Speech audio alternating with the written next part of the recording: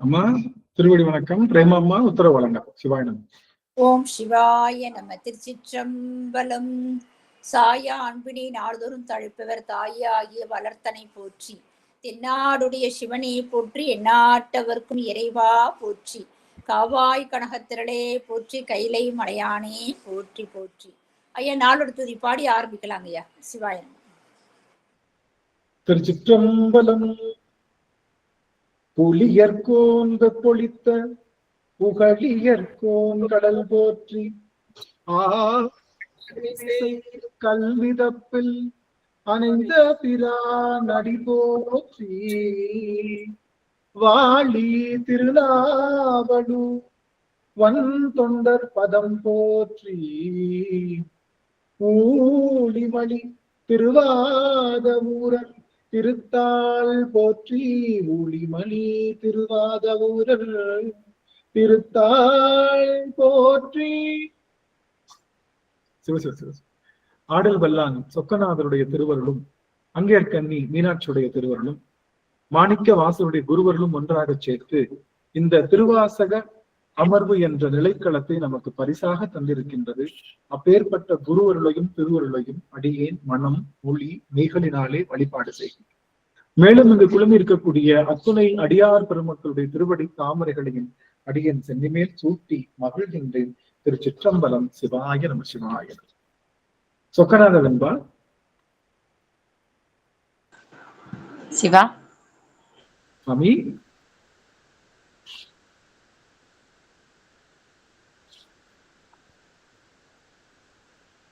ஆரிடத்தில் வந்தும் அடியேன் உளத்திருந்தும் ஓரிடத்தில் உற்பத்தி சொல்லுங்க சிவா. உள்ளபடி பாரிடத்தில் நாயே உளமகிழ நன்றா உணர்த்திடுவாய் தாயே நீ சொக்கநாதா. சொக்கநாதா சொக்கநா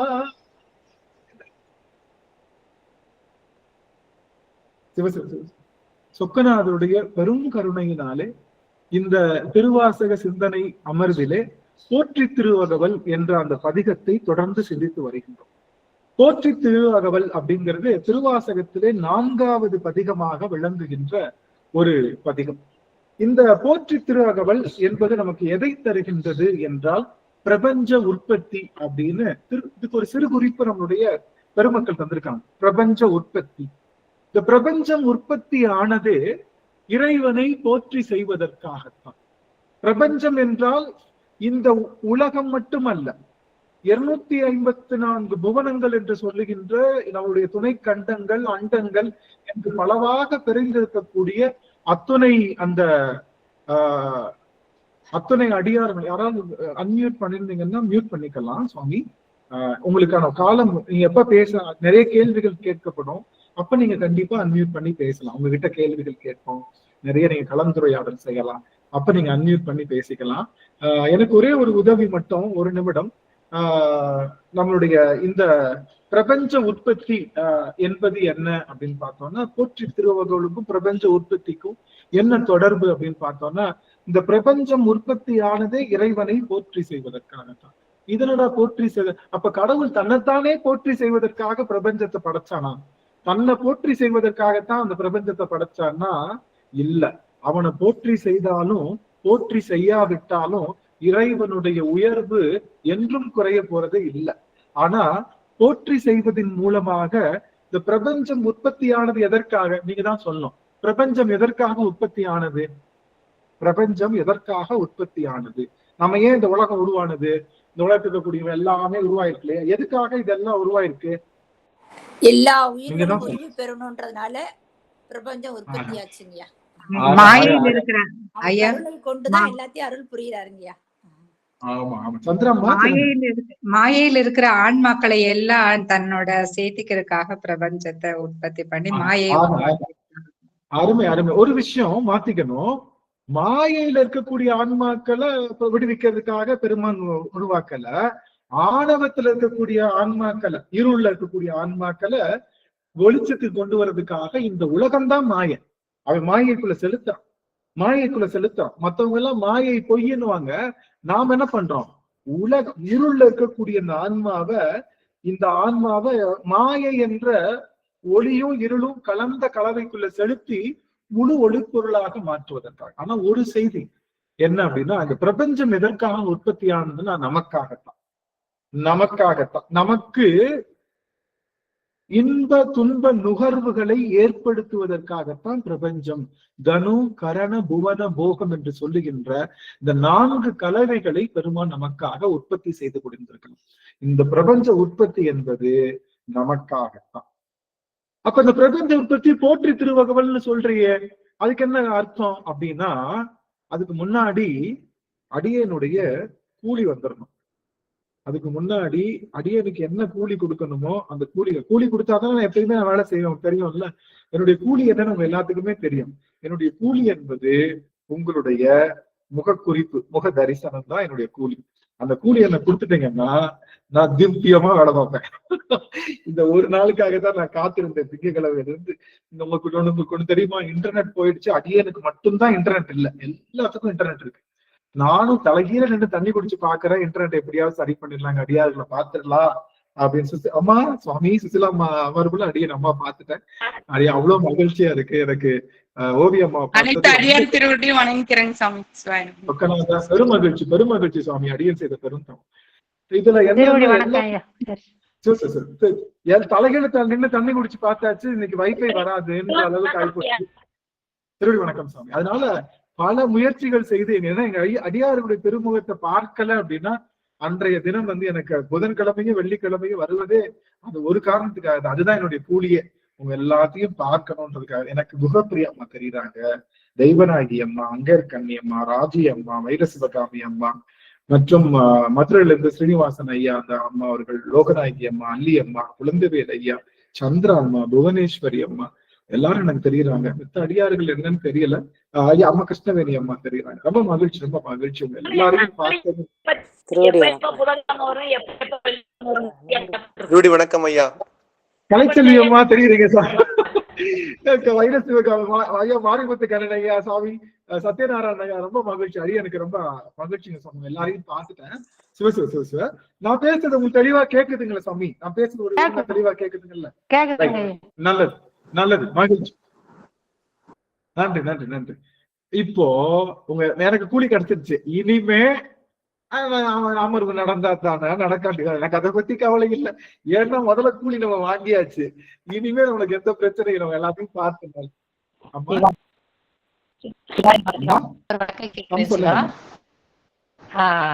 சிவா, நீங்க திருவாசகத்தை பத்தி விளக்கம் சொல்றீங்களா சிவா? என்ன அது அவங்க அனுப்பிச்சு விட்டுருக்காங்க லிங்க். இன்னைக்கு தான் நான் ஃபர்ஸ்ட் டைம் ஜாயின் பண்ணிருக்கேன். இது என்ன விவரம்ன்றத எனக்கு ஒரு கண்டிப்பா சொல்றான். நம்ம புதிய அடியார்களுக்கு சொல்லலாம். இந்த அமர்வு அடியன் பேசுறது விடாம தானே கேக்குது, ஓரளவுக்கு தெளிவா தானே கேக்குது. இந்த சொல்லலாம் சாமி. அம்மா கொஞ்சம் டிலே ஆகுறாங்க, என்னன்னு தெரியல. இப்ப என்னன்னா இந்த திருவாசக சிந்தனை அப்படிங்கிற இந்த அமர்வு கிட்டத்தட்ட 5 வருடங்களா நடந்துட்டு இருக்கு சாமி. 5 வருஷமா 2020 ஆரம்பிச்சது, 2025 5 வருஷம். இது 465வது அமர்வு. 465 அமர்வுகளா நடந்துகிட்டு இருக்கு. கிட்டத்தட்ட நீங்க நினைச்சிருப்பீங்க, ஓகே 5 வருஷமா அவங்க என்ன 51 பதிகத்தையும் சிந்திச்சிருப்பாங்கன்னு நினைச்சிருப்பீங்க. நாங்க ஒரு 15 பதிகமோ 20 பதிகமோ தான் சிந்திச்சிருக்கோம். அதுவும் குட்டி குட்டி பதிகம் தான் சிந்திச்சிருக்கோம். அந்த 20, 10 இந்த மாதிரி பதிகங்கள் தான். அதுவும் ரெகுலரா சிந்திக்கல. நாங்க பதிகம் முடிப்போம், குருநாதர்கிட்ட விண்ணப்பம் வைப்போம், என்ன பதிகம் கிடைக்குதோ அந்த பதிகத்தை சிந்திப்போம். ரேண்டமா தான் சிந்திப்போம். நம்ம ரெகுலரா ஒன்னாவது பதிகம் 2வது பதிகம் புத்தகத்தின் மூலமாக சிந்திக்கல. காரணம் என்னன்னா, நம்மளுடைய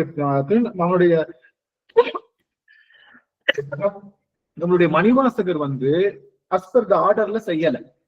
அடுக்குனதுதான் என்ன பண்ணாங்க, இதெல்லாம் அடுக்கிருக்காங்க இல்லையா, இது வால்யூம் பேஸ்ல அடுக்கிருக்காங்க. வால்யூம்னா அதனுடைய அளவின் அடிப்படையில அடுக்கிருக்காங்களே தவிர அவருடைய எந்தெந்த காலகட்டத்துல பாடினாங்க. அதனால நாங்க மணிவாசகர் என்ன சொல்றாரோ அவர்கிட்ட முடிச்சுட்டு அவர்கிட்ட விண்ணப்பம் வைப்போம். அவர் எந்த பதிகம் எடுத்து கொடுக்குறாரோ குருநாதர் குருவர்ல அந்த பதிகத்தை தான் சிந்திப்போம். அது வகையில இது வரைக்கும் ஒரு 15 பதிகம் சிந்திச்சிருப்போம், அவ்வளவுதான். இது ஒரு 16வது பதிகமா இருக்கும். ஒரு வார்த்தைக்கு 2 மணி நேரமும் சிந்திச்சிருக்கோம். ஒரு வார்த்தைக்கு 6 மணி நேரமும் சிந்திச்சிருக்கோம்.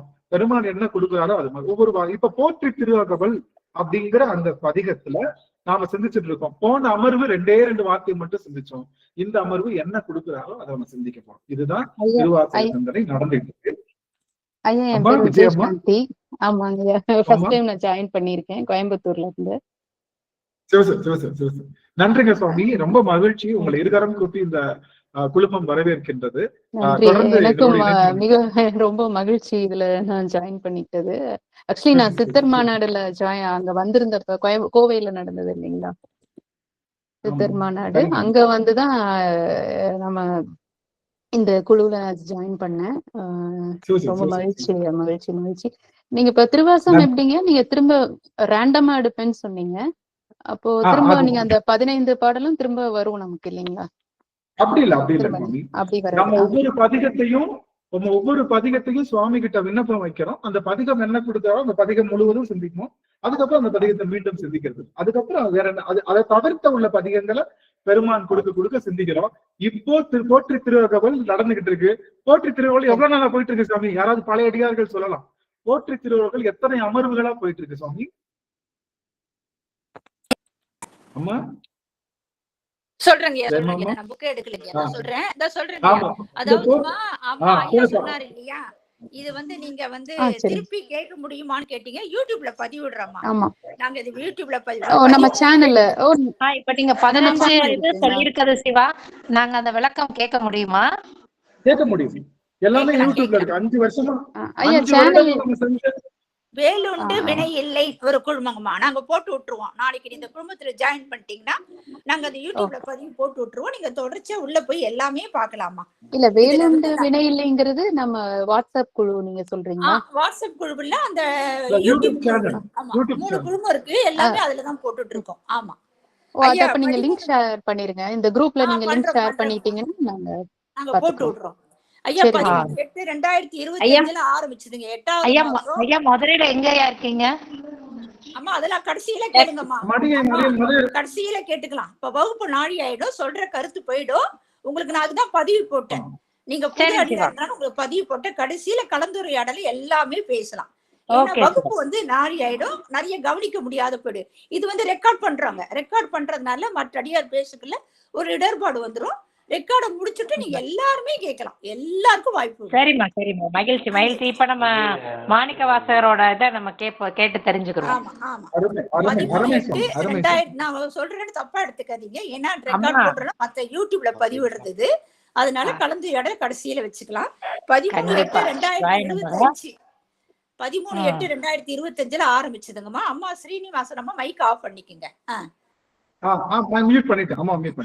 13/8/2025 எட்டாவது மாசம் ஆரம்பிச்சிருக்கோம். இது இப்போ ஆல்மோஸ்ட் 4 மாசம். இந்த ஒரு அடுத்த 12ஆம் தேதி அடுத்த ஒரு 2 வாரம் வந்துச்சுன்னா 4 மாசம் ஆயிடுச்சு. 4 மாசமா எத்தனை வரி இப்ப சிந்திச்சிருக்கோம் சாமி? 115 வரிகளை சிந்திச்சிருக்கோம். 115 வரி தாங்க படிச்சிருக்கிறோம். 112வது வரி சிந்திச்சிட்டு இருக்கோம். ஐயா போற்றி அணுவே போற்றி, அதாவது 112 தாங்க சிந்திச்சுட்டு இருக்கோம். சைவா போற்றி அணுவே போற்றி, ஐயா போற்றி அணுவே போற்றி. மறுபடியும் ரீகேப், மறுபடியும் ஒரு தடவை சொல்லணுங்க நீங்க. சிவாய் நன்றி. ஆக இந்த திருவாசக சிந்தனை என்பது 5 வருட காலமாக நிகழ்ந்து கொண்டிருக்கின்றது. இதுல சாமி நமக்கு என்ன திருப்பதிகம் கொடுக்கிறாரோ அந்த பதிகத்தை சிந்திக்கிறோம். அந்த பதிகத்துல ஒரு வரிய பல அமர்வுகளா நடந்தது உண்டு, பல வரிகளை ஒரே அமர்வுகள் நிகழ்ந்ததும் உண்டு. பெருமான் எப்படி காற்றாரோ கருணையின்படி நம்ம அப்படி உள்ள போயிட்டு இருக்கோம்.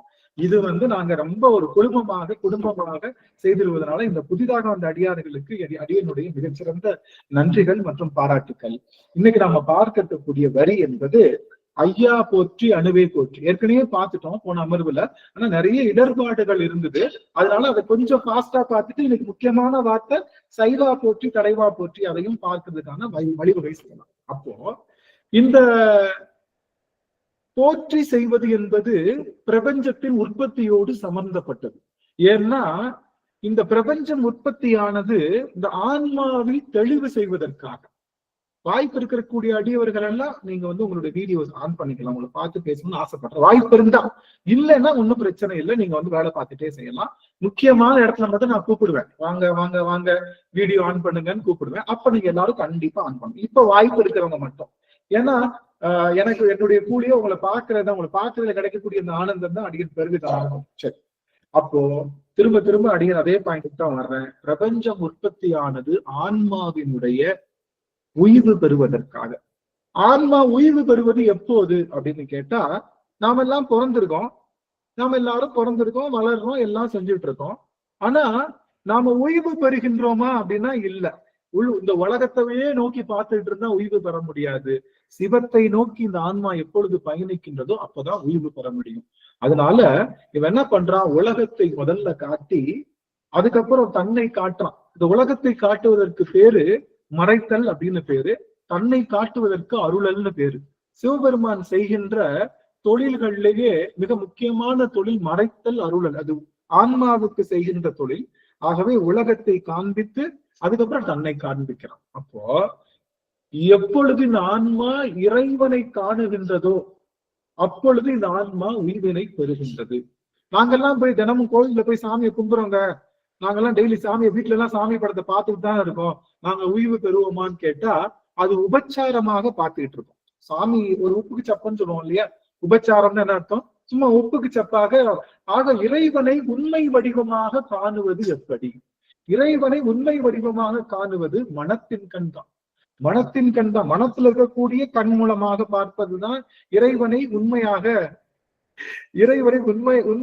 நாங்க நம்ம பார்க்கறதுக்கு சமம். ஆனா நாம கண்களினாலே பார்ப்பது என்பது புலனுகர்ச்சியில இறைவனை அடைய முடியாது. புலன்கள் வாயிலாக இறைவனை அடைய முடியாது. நாம இறைவனுடைய மனத்தின் கண், இந்த ஆன்மாவினுடைய அறிவின் கண் கொண்டு பார்ப்பதுதான் இறைவனுடைய தரிசனம். அந்த தரிசனம் எப்ப நிகழும் அப்படின்னா இறைவனை போற்றி செய்யும் போது நிகழும். இறைவனை போற்றி செய்யும் போது நிகழ்வது இந்த ஆன்மாவின் அறிவின் கண் விழிப்பு. இறைவனை போற்றி செய்யறதும் ஆன்மாவின் அறிவின் கண் விழிப்புக்கும் என்ன சம்பந்தம் அப்படின்னா, இந்த ஆன்மாவினுடைய அறிவு என்பது, நம்ம எல்லாம் என்ன அறிவு நினைச்சிட்டு இருக்கோம், ஒரு பெரிய ஸ்கூல்ல ஸ்டேட் ஃபர்ஸ்ட் வாங்குறதோ, இல்ல ஒரு ராக்கெட் கண்டுபிடிக்கிறதோ, ஒரு பெரிய விண்கலம் கண்டுபிடிக்கிறதோ, ஒரு மருத்துவம் செய்வதோ, இந்த மாதிரியான ஒரு படிப்புகள் மூலமாக செய்வது. இது எல்லாமே பாத்தீங்கன்னா சடப்பொருள்களை பற்றிய படிப்பு. நீங்க பாத்தீங்கன்னா ஏற்கனவே சொன்னேன், ஒரு நம்ம பெரிய ராக்கெட் சயின்ஸ் படிக்கிறோம்னா ராக்கெட் என்பது என்ன, ஒரு சடப்பொருள் தான். செயற்கைக்கோள் சடப்பொருள் தான். உடல் சடப்பொருள் தான். இந்த பில்டிங் சடப்பொருள் தான். மின்னணுவியல் இதெல்லாமே சடப்பொருள்கள் தான். நாம படிக்கிற எல்லா படிப்பும் சடப்பொருள்கள். இந்த சடப்பொருள்களை பற்றிய அறிவு என்பது அறிவு அல்ல. அது முதல் தெரிஞ்சுக்கணும். இந்த சடப்பொருள்களை எல்லாம் பற்றி நான் படிச்சுட்டேங்க, நான் 6G டெக்னாலஜி டெவலப் பண்ணிட்டேன், ஆர்டிபிஷியல் இன்டெலிஜென்ஸ்ல நான் பெரிய ஆளு, நான் மெஷின் லேர்னிங்ல பெரிய பயங்கரமான ஆளு, இப்படிலாம் நம்ம எவ்வளவு பெரிய டெக்னாலஜியில டெவலப் ஆனாலும் எல்லாமே சடப்பொருள்களை பற்றியது, உயிரை பற்றியது அல்ல. ஆனா சிவக்கல்வி என்ற சிவக்கல்விதான் உயிரை பற்றிய கல்வி. இந்த உயிருக்கு மட்டும்தான் அறிவு இருக்கு. இந்த மொபைல் போனுக்கு அறிவு இருக்கா? இந்த மொபைல் போனுக்கு அறிவு இருக்கா? உங்களுக்கு தெரியுதா? நான் காட்டுற மொபைல் போன் நான் தெரியுறேன்னா, இந்த மொபைல் போனுக்கு உங்களுக்கு அறிவு இருக்கான்னு கேட்டா இல்ல. இந்த மொபைல் போனை பயன்படுத்துற எனக்கு அறிவு இருக்கு.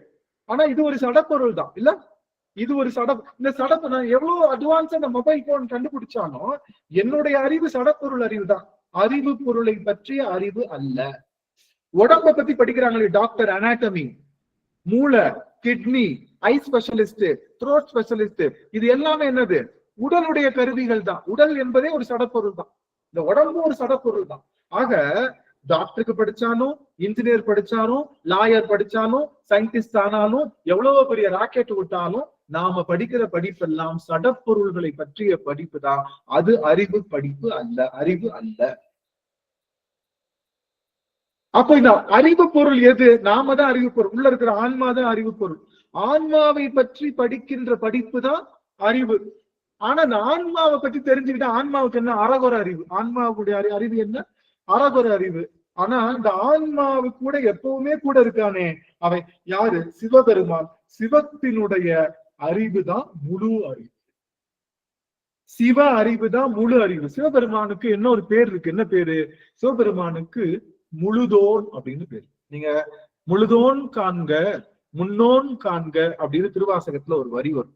முழுதோன் அவனுக்கு தான். ஏன் முழுதோன்? அவனுக்கு மட்டும்தான் முழுமையான அறிவு இருக்கின்றது. நாம கிட்ட இருக்கக்கூடிய அறிவெல்லாம் முற்றறிவு அல்ல, சிற்றறிவு. அருமை. அவனுக்கு முழுமையான அறிவு. அப்போ முழுமையான அறிவுடைய சிவத்தை பற்றி அறிவதுதான் என்ன? அறிவு. அந்த அறிவு பெறுவதுதான் அறிவின் கண் விளக்கம். அந்த அறிவின் கண் விளக்கம் தான் இந்த ஆன்மாவை எங்க கூட்டிட்டு போகுது? மீண்டும் வாராத அந்த முக்தி நிலைக்கு கூட்டிட்டு போகுது. அப்போ இந்த பிரபஞ்சம் உற்பத்தி ஆனதே சிவத்தை போற்றி செய்வது. சிவத்தை போற்றி செய்வதனாலே முழு அறிவாகிய சிவத்தை நாம் அறிகின்றோம். இந்த அறிவுதான் நமக்கு அறிவின் கண்ணை ஓபன் செய்யறது. Opening the knowledge eyes. Knowledge, அறிவின் கண்ணை ஓபன் பண்றது. நாம எவ்வளவு பெரிய ஆளா இருந்தாலும் இந்த உலகத்தை பத்தி படிக்கிற படிப்பு, நீங்க இங்க படிக்கிறவங்க நினைச்சு பாருங்க. இந்த ஜென்மத்துல நான் படிச்சிருக்கேன், நான் என்னமோ படிச்சிருக்கேன், பெரிய ஆளா படிச்சிருக்கேன்னு வச்சுக்கோங்க, டாக்டரேட் 6G டெக்னாலஜில. உண்மையிலேயே நான் டாக்டரேட் 6G டெக்னாலஜில. நான் கண்டுபிடிச்சது என்ன அப்படின்னு பாத்தீங்கன்னா, ஒரு சேட்டலைட்ல ஒரு அல்காரிதம், அது வந்து சேனல் கோடிங்ல ஒரு அல்காரிதத்தை அடியன் ஒரு சின்ன மாறுபாடு மூலமா அடியன் அதை வந்து கண்டுபிடிச்சேன். இப்போ இந்த உடல் போயிடுச்சு, நல்லா கவனிங்க, இந்த உடல் போயிடுச்சு. நான் கண்டுபிடிச்ச கண்டுபிடிப்பு எனக்கு உதவுமான்னு கேட்டா இல்ல. இல்ல. நான் கண்டுபிடிச்ச கண்டுபிடிப்பு என் கூட வருமான்னு கேட்டா இல்ல. இல்ல. அடுத்த பிறவியில ஒரு நாயா பிறக்கிறேன்னு வச்சுக்கோங்க, நான் அடுத்த பிறவி பறக்க மாட்டேன். ஏன்னா நான் எங்க அடியார்கள் எல்லாம் பார்த்துட்டேன். எங்க அடியார்கள் திருவடியை வணங்கிட்டேன். சிவபெருமான் திருவடிக்கு சென்றே தேர்வேன்னு வைராக்கியத்துல இருக்கேன். சப்போஸ் பிறவாமை வேண்டும் மீண்டும் பிறப்புண்டேல் உன்னை மறவாமை வேண்டும் அப்படின்னு சொல்றது போல காரைக்கால் அம்மையாருக்கே டவுட் இருந்துச்சு, நான் திரும்ப பிறப்பேனான்னு. அதுக்காக நம்ம ஆணவத்தில் சொல்லணும்னா நான் பிறக்க மாட்டேன். சப்போஸ் நான் ஒரு நாயா பிறக்கிறேன்னு வச்சுக்கோங்க, நான் போன ஜென்மத்துல கற்ற கல்வி எனக்கு பயன்படுமான்னு கேட்டா பயன்படும். எனக்கு என்னதான் பயன்படும்? எப்படி சாப்பிடணும், எப்படி மோப்ப சக்தியில யார், அந்த உடலுக்கு என்ன தேவையோ அதுதான் வரும். இந்த உடலுக்கு இப்ப தேவைப்படுறதுனால நான் இதை படிச்சிருக்கேன். அப்ப நான் எவ்வளவு பெரிய படிப்பு படிச்சாலும் அடுத்த பிறவியில அது வராது. நீங்க கேட்கலாம், ஐயோ இப்படி திருவள்ளுவர் இப்படி சொல்லியிருக்காரு, ஒருமையுள் ஒருவன் தாம் கற்ற கல்வி எளிமையும் ஏமாப்புடைத்து அப்படின்னு சொல்லியிருக்காரு. ஒரு பிறவியில ஒருத்தன் கல்வி கற்றுட்டானா அது எழுகின்ற எல்லா பிறப்புக்கும் வரும்னு திருவள்ளுவர் சொல்லியிருக்காரு. அதுக்கு நீங்க என்ன பதில் சொல்றீங்க? அப்ப நான் இந்த ஜென்மத்துல படிச்சுட்டேன்னா அடுத்த ஜென்மத்துல அது பயன்படணும்ல, ஆமாவா இல்லையா? இந்த ஜென்மத்துல நான் டாக்டரா இருக்கேன், அடுத்த ஜென்மத்துல ஒரு பாம்பா மாறிட்டேன். நான் ஸ்டெத்தஸ்கோப்பை மாட்டி யாருக்காவது நான் பாம்பு வைத்தியம் பார்க்க முடியுமான்னு கேட்கிறேன். அப்போ ஆனா அந்த பாம்பு சிவத்தை பூசனை செய்வதாக பார்த்திருக்கோம். நாகம் சிவத்தை பூசனை செய்திருக்கு, மயில் சிவனை பூஜித்திருக்கு, நாய் சிவத்தை பூஜித்திருக்கு, புரண்டு சிவத்தை. அப்போ சிவ அறிவு மட்டும் எல்லா பிறவிக்கும் வருது. ஒத்துக்கிறீங்களா?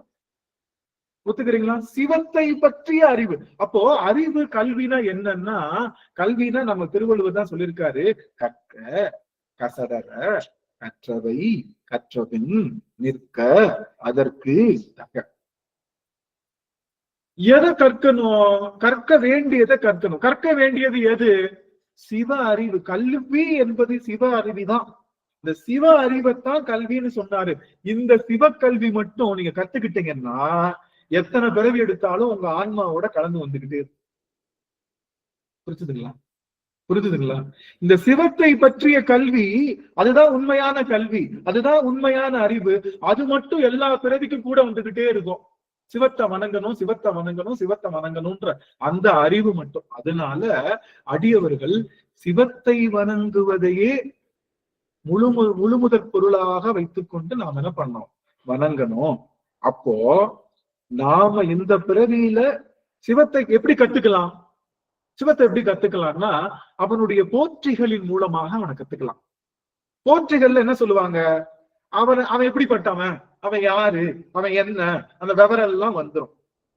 முக்கண்ணன் தோடுடைய செவியன் விட ஏறிவோர் தூவன் மதிசூடி காடுடைய சுடலை பொடி பூசியன் உள்ளம் கவர் கல்வம் ஏடுடைய மலரா முனை நாள் பணிந்தேத்த அருள் செய்த பீடுடைய பிரவாபுரம் மேவிய பெம்மான் இவனன்றே பெம்மான் இவனன்றே அப்படின்னு அந்த தேவாரம் அவனை போற்றி செஞ்சு ஆரம்பிக்கிறப்போ அவன் காதுல தோடு இருக்கோ, தோடுடைய செவி.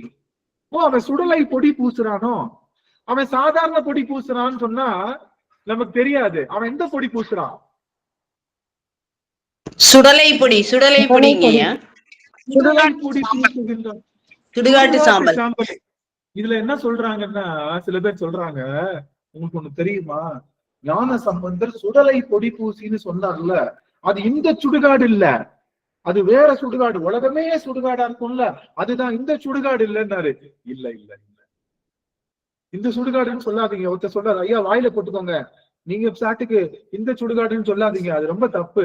இந்த சுடுகாட்டுல எரிஞ்ச உடலையா அவன் எடுத்து பூசுறான். இல்ல, உலகத்துல இருக்கக்கூடிய மொத்தமும் உலகம் அந்த ஊழி காலத்துல மொத்தமா சுடுகாடு ஆகும்ல, அதுதான் அவனுடைய. இல்ல இல்ல இல்ல, அம்மா சொல்லியிருக்காங்க, புந்தி கலங்கி மதிமயங்கி இறந்தவரை பூரன் காட்டிலிட்டு சந்தையில் வைத்து கடமை செய்து தக்கவர் ஈட்ட செந்தி விளக்காய் அப்படின்னு காரைக்கால் அம்மையார் தன்னுடைய கோயில் மூத்த திருப்பதிகத்துல பாடல் பாடுறாங்க. எது? இந்த சுடுகாட்டு வர்ணரை. பாட்டு தானே திருமுறையில. திருமுறை எது? அடுக்கிறப்ப யார் திருமுறை தான் அடுக்கணும்? ஞான சம்பந்த திருமுறை தான் அடுக்கணும். முதல்ல பாடினது யாரு? காரைக்கால் அம்மையார் தான் முதல்ல பாடினாங்க. அதனாலதான் மூத்த திருப்பதிகம் அம்மா தான் முதல்ல பாடினாங்க. அம்மா பாடின ராகம் எது? காரைக்கால் அம்மையார் பாடின ராகம் எது? நட்டப்பாடை. நட்டப்பாடையில பாடினாலதான் அந்த ராகத்திலேயே என்ன பாடினாரு? தோளுடைய செவியன் பாடி தொடங்கினார் ஐயா. புரியுதுங்களா? சரி, அதனால எல்லாமே. அப்ப சுடுகாட்டு பொடியை பூசியிருக்கான்னு தெரிகிறப்போ இவன் ஒரு டிஃப்ரெண்டான ஆளா இருக்கானேன்னு தெரிஞ்சுக்கிறோமா இல்லையா? அப்ப இந்த போற்றியின் மூலமாக சிவத்தை நன்றாக தெளிகின்ற ஆற்றல் தான் நமக்கு வருது. சிவத்தை தெரிவதுதான் அறிவு. சிவத்தை நல்லா கவனிங்க. ஒரு நிமிஷம் எல்லாரும் அப்படியே செய்யற வேலையை அப்படியே போட்டுட்டு அட்டென்ஷன் பிளீஸ், என்ன மட்டும் கவனிக்கணும். எல்லாரும் ஆன் பண்ணணும், வீடியோ ஆன் பண்ணணும். உங்களுக்கு முக்கியமான செய்தி ஏற்கனவே சொல்லியிருக்கேன், இதனால முக்கியமான செய்தி என்னன்னா, எல்லாருக்கும் தெரியும் பிரம்மனை சிறையில போட்டார். யார் போட்டார்? முருகன். என்ன காரணத்துக்காக? பிரணவத்துக்கு பொருள் கேட்டாரு, தெரியல. இல்ல, பிரணவத்துக்கு பொருள் கேட்டாரு, தெரியல, அதுக்காக சிறையில போட்டாரு. பிரணவம்னா என்ன? நீங்க தான் சொல்லணும். பிரணவம்னா என்ன? அருமை அருமை அலமேலம்மா, அட்டகாசம் போங்க. அட்டகாசம். ஓம் அப்படிங்கிற வார்த்தைக்கு பொருள் கேட்டார் யாரு? முருகன். ஓம் அப்படின்ற வார்த்தைக்கு பொருள் கேட்ட உடனே பிரம்மனுக்கு தெரியாதா? அவர் தான் டெய்லி கையில புத்தகம் வச்சிருக்காரு. ஓமுக்கு என்ன அர்த்தம்னு கேட்டாரு. ஓமுக்கு என்ன அர்த்தம்னு கேட்டா நீங்க என்ன சொல்லுவீங்க? ஓமுக்கு என்ன அர்த்தம் கேட்டா நீங்க என்ன சொல்லுவீங்க? அகாரம், உகாரம், மகாரம் மூன்றினுடைய கலப்பு. அகார உகார மகார கலப்புன்னு அதை பத்தி ஓம பத்தி 1.5 மணி நேரம் லெக்சர் எடுப்போம். ஆமாவா இல்லையா? ஓம் அப்படின்னா என்ன அப்படின்னு கேட்டாரு முருகன். இவர் லெக்சர் எடுத்தாரு, நீ தப்புன்னு சொல்லி உள்ள போட்டார். அப்போ ஓம் என்பது பிரணவம். பிரணவத்தை அறிகின்றதுதான் முக்கியமான விஷயம். நீ அதையே தெரிஞ்சுக்காம மித்த எல்லாத்தையும் செஞ்சிருக்கே சொல்லி உள்ள போட்டார். பிரணவம்னா என்னன்னு உங்ககிட்ட சொல்ல போறோம். பிரணவம் என்பது ஓமுக்கு இப்ப எல்லாருக்கும் அர்த்தம் சொல்ல போறோம். ஓம் அப்படின்னா எல்லாத்துக்கும் இதை ஏற்கனவே சொல்லியிருக்கேன், இருந்தாலும் திரும்ப சொல்றேன். ஓம் அப்படின்றதுக்கு என்ன பொருள்னா, நல்லா கவனிங்க. ஓம் என்பதற்கு அகார உகார மகாரம், ஓரெழுத்து ஒரு மொழி, எல்லாத்துக்கும் அதுதான் உற்பத்தி அப்படிலாம் சொல்லலாம். ஆனா இன்னொன்னு சொல்லிக்கிறேன், ஓம்னு சொல்லக்கூடாது, இம்மு வராது. ஓமுக்கு ஓ மட்டும்தான் வரும். இம் எப்பன்னா மகரவற்று முடிவு வரும்போது வரும். ஓதான் ஓரெழுத்து ஒரு மொழி மந்திரம் தான். ஓதான் எழுத்து, இம்மு வராது. ஆனா ஓ சொல்லிக்கிட்டே இருக்க முடியுமா? ஓ கடைசியில முடிக்கிறப்ப என்ன ஆயிடும்? ஆட்டோமேட்டிக்கா இம்மு வந்துருங்க. இம்மு வந்துருங்க. மூடுறப்ப என்ன வந்துரும்? இம்மு வந்துரும். இம்மு வந்துரும். அதனால ஓம் தானே தவிர ஓதான் மந்திரம், இம் மந்திரம் அல்ல. நல்லா தெரிஞ்சுக்கிட்டீங்களா? ஓதா மந்திரம், இம் மந்திரம் அல்ல. ஓ அப்படின்ற பிரணவத்துக்கு இப்ப ஓன்ற சத்தத்தை எங்க கேட்கலாம்? ஓன்ற சத்தத்தை எங்க கேட்கலாம்? கடல் ஏரியம், காத்து, கடல் அலை, கடல் அலை, கடல் அலையில கேட்கலாம், சங்குல கேட்கலாம். அதுக்கப்புறம் காத்தாடி, காத்துல கேட்கலாம், ஆகாயம், ஆகாயத்துல பஞ்சபூதங்கள்லயும் கேட்கலாம், பஞ்சபூதங்கள்ல கேட்கலாம். பிரபஞ்ச நெருப்பு எரிஞ்சிட்டு இருக்கும், ஒரு காடு எரிஞ்சிட்டு இருக்குன்னா ஓன்றா சத்தம் கேட்கும். மலை அருவி கொட்டிக்கிட்டே இருக்குன்னா ஓன்றா சத்தம் கேட்கும். நிறைய பேர் மொத்தமா கத்திக்கிட்டு இருக்காங்கன்னா ஓன்ற சத்தம் தான் கேட்கும். ஆக எல்லா சத்த கூட்டினுடைய மொத்த தொகுப்பு ஓதான். அந்த ஓதான் எல்லா பிறப்புக்கும் காரணம். அப்போ அதுக்குதான் கேட்டார், என்னப்பா அர்த்தம்னு கேட்டார். இந்த ஓன்ற சொல்லுக்கு என்ன அர்த்தம் அப்படின்னா, ஓன்ற சொல்லுக்கு என்ன அர்த்தம்னா அறிவை அறிவதுன்னு அர்த்தம். ஓன்ற சொல்லுக்கு என்ன அர்த்தம்? அறிவை அறிவை அறிவது. அப்ப இந்த அறிவை அறிவதுதான் ஓ. அப்போ பிரம்மன்ட்ட கேட்டா, நல்லா கவனிங்க, ஓ அப்படின்றதுக்கு என்ன பொருள் அப்படின்னு கேட்டா அவன் பல பொருள்கள் சொன்னா, அறிவினுடைய வடிவமா இருக்கக்கூடிய முருகனை சொல்லவே இல்லை. நீதான்டா ஓன்னு சொல்லணும். என்ன சொல்லணும்? நீதான் ஓம்னு சொல்லியிருந்தா அவனுக்கு அன்னைக்கு திரை கிடையாது. அவன்கிட்ட போய் என்னடான்னு கேட்டா என்ன பண்ணான்? பல லட்சம் தியரியா புக்ல தானே படிச்சான், தியரிட்டிக்கல் தான் படிச்சான், பிராக்டிக்கல் படிக்கவே இல்லை. யாரு? பிரம்மன் பிராக்டிக்கல் படிக்கவே இல்லை. அதனால அவனுக்கு தெரியல. அவனுக்கு இறைவனை வணங்கணும், முருகன் தான் முழு முதல் பொருள். முருகனை கட்டி பிடிச்சிருந்தான்னா நீ தாண்டா முழு முதல் பொருள்னு சொல்லியிருந்தா அது என்ன பண்ணிருந்திருக்கலாம்? அதுதான் முக்கியமான பொருள். ஆக அந்த பொருளை அவன் செய்யாதனால அவனுக்கு சிறை இருந்தது. அப்போ அறிவை அறிவதுதான் இங்க ஓ பிரணவத்தினுடைய பொருள். நல்லா தெரிஞ்சுக்கோங்க. பிரணவம் தெரிஞ்சிருச்சுன்னு வச்சுக்கோங்க. நல்லா கவனிங்க, எனக்கு பாருங்க. பிரணவம் தெரிஞ்சிருச்சு, பிரணவம் உங்களுக்கு புரிஞ்சிருச்சுன்னு வச்சுக்கோங்க. நீங்க என்ன பண்ணலாம்? உங்களால என்ன பண்ண முடியும்? உங்களால என்ன பண்ண முடியும்? இறைவனை அறிய முடியும். ஆஹா, இறைவனை அறிய முடியும். நல்லா கவனிங்க, நல்லா கவனிங்க. உங்ககிட்ட ஈபி இருக்குல்ல, ஈபி மொத்த ஈபி இருக்குல்ல, மொத்த ஈபியோடைய சாவி கையில கிடைச்சிருச்சு. அதான் நீங்க என்ன பண்ணலாம்? இப்ப நினைச்சா மொத்தமா எல்லாருக்கும் ஆன் பண்ணலாம். ஏன்னா உங்ககிட்ட தானே சாவி இருக்கு. மொத்த பிரபஞ்ச உற்பத்தி ரகசியமே ஓதான். இந்த ஓ என்ற ஒரு எழுத்தின் மூலமாகத்தான் படைத்தல், காத்தல், ஒடுக்குதல், மறைத்தல், அருளல் என்று சொல்லுகின்ற 5 தொழில்களையும் இறைவனே பண்றான். இறைவனே எதை வச்சுதான் பண்றான்? இந்த ஓன்ற எழுத்தை வச்சுதான் பண்றான். இந்த ஓன்ற சொல் மூலமாகத்தான் இறைவன் என்ன பண்றான்? 5 தொழில்களை பண்றனால இறைவனுக்கு என்ன பேரு? சொற்றுணை வேதியன்னு பேரு. இந்த சொல்லின் துணை கொண்டுதான் பெருமாள் என்ன பண்றான்? படைக்கிறான், காக்கிறான், அழிக்கிறான், படைக்கிறான். அப்போ இந்த ஓ என்ற அந்த ஓரெழுத்து ஓர் மொழி என்ன?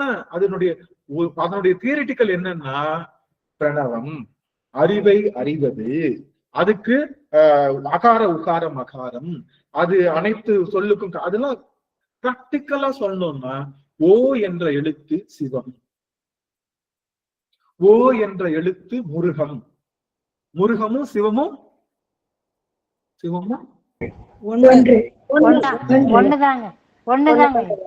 ஒண்ணு. முருகமும் சிவமும் ஒண்ணு. உள்ள இந்த சிற்றம்பலத்துல ஆடுறவனுக்கு பேரு குகேசன், பேரம்பலத்துல ஆடுறவனுக்கு பேரு நடேசன். ரெண்டு பேருமே ஒண்ணுன்னு நம்ம தெரிஞ்சனாலதான் இங்க பேசிட்டு இருக்கோம். முக்கியமான செய்தி. அப்போ ஓ என்ற எழுத்தை அறிந்து கொண்டோமானால் பிரபஞ்சத்தை நீங்களே செய்யலாமா? பிரபஞ்சத்தினுடைய மொத்த ரகசியம் உங்களுக்கு புரிஞ்சு போச்சா இல்லையா? இப்ப உங்க கையில ஆலமரத்தினுடைய வேர் இருக்கு. ஆலமரத்தை உருவாக்கிட முடியுமா? புரியும்ல? போட்டு தண்ணி ஊத்தி பாட்டு பண்ணிடலாம்ல. அந்த சீடு, இந்த மொத்த பிரபஞ்ச ரகசியத்தினுடைய சீடு, பஞ்சபூதங்களுடைய ரகசியத்தினுடைய சீடு உங்க கையில கிடைச்சதுன்னா ஓ என்ற எழுத்து. அப்ப ஓ என்ற எழுத்துக்கு சரியான பொருள் என்னன்னா அறிவை அறிவது. இந்த அறிவு பொருள் யாரு? அறிவு பொருள் யாரு? இத சில பேர் தப்பா புரிஞ்சுக்கிட்டாங்க. நல்லா கவனிங்க. இத சில பேர் தப்பா புரிஞ்சுக்கிட்டாங்க. அறிவு பொருள்னா ஆன்மா, தன்னை அறிவதுதான் ஓன்னு சில பேர் தப்பா புரிஞ்சுக்கிட்டாங்க. இல்ல இல்ல, அறிவு பொருள் என்பது இறைவன், சிவபெருமான். இறைவன் தயவு செய்து சொல்லாதீங்க. ஏன்னா இறைவனை பல பேர் சொல்லி கூப்பிட்டு இருக்காங்க. வேற வேற இறைவன் எல்லாம் கையை காமிச்சிருவாங்க. அதனால அறிவு பொருள்னா சிவம் தான். அந்த சிவப்பொருளை அறிவதுதான் அறிவு. ஆக சிவத்தை அறிஞ்சிட்டீங்கன்னா ஓ என்ற சொல்லுக்கு பொருள் புரிந்தது போல உண்டு. ஓ என்ற சொல்லுக்கு பொருளை புரிந்தனால என்ன கிடைக்கும்? எனக்கு மொத்த பிரபஞ்ச ரகசியமும் வெளிப்படும். பிரபஞ்ச ரகசியம் வெளிப்பட்டா எனக்கு எல்லாம் புரிஞ்சிடும். மீட் பண்ணிக்கலாம் ஐயா, குழந்தை வேலை ஐயா, மீட் பண்ணிக்கலாம்.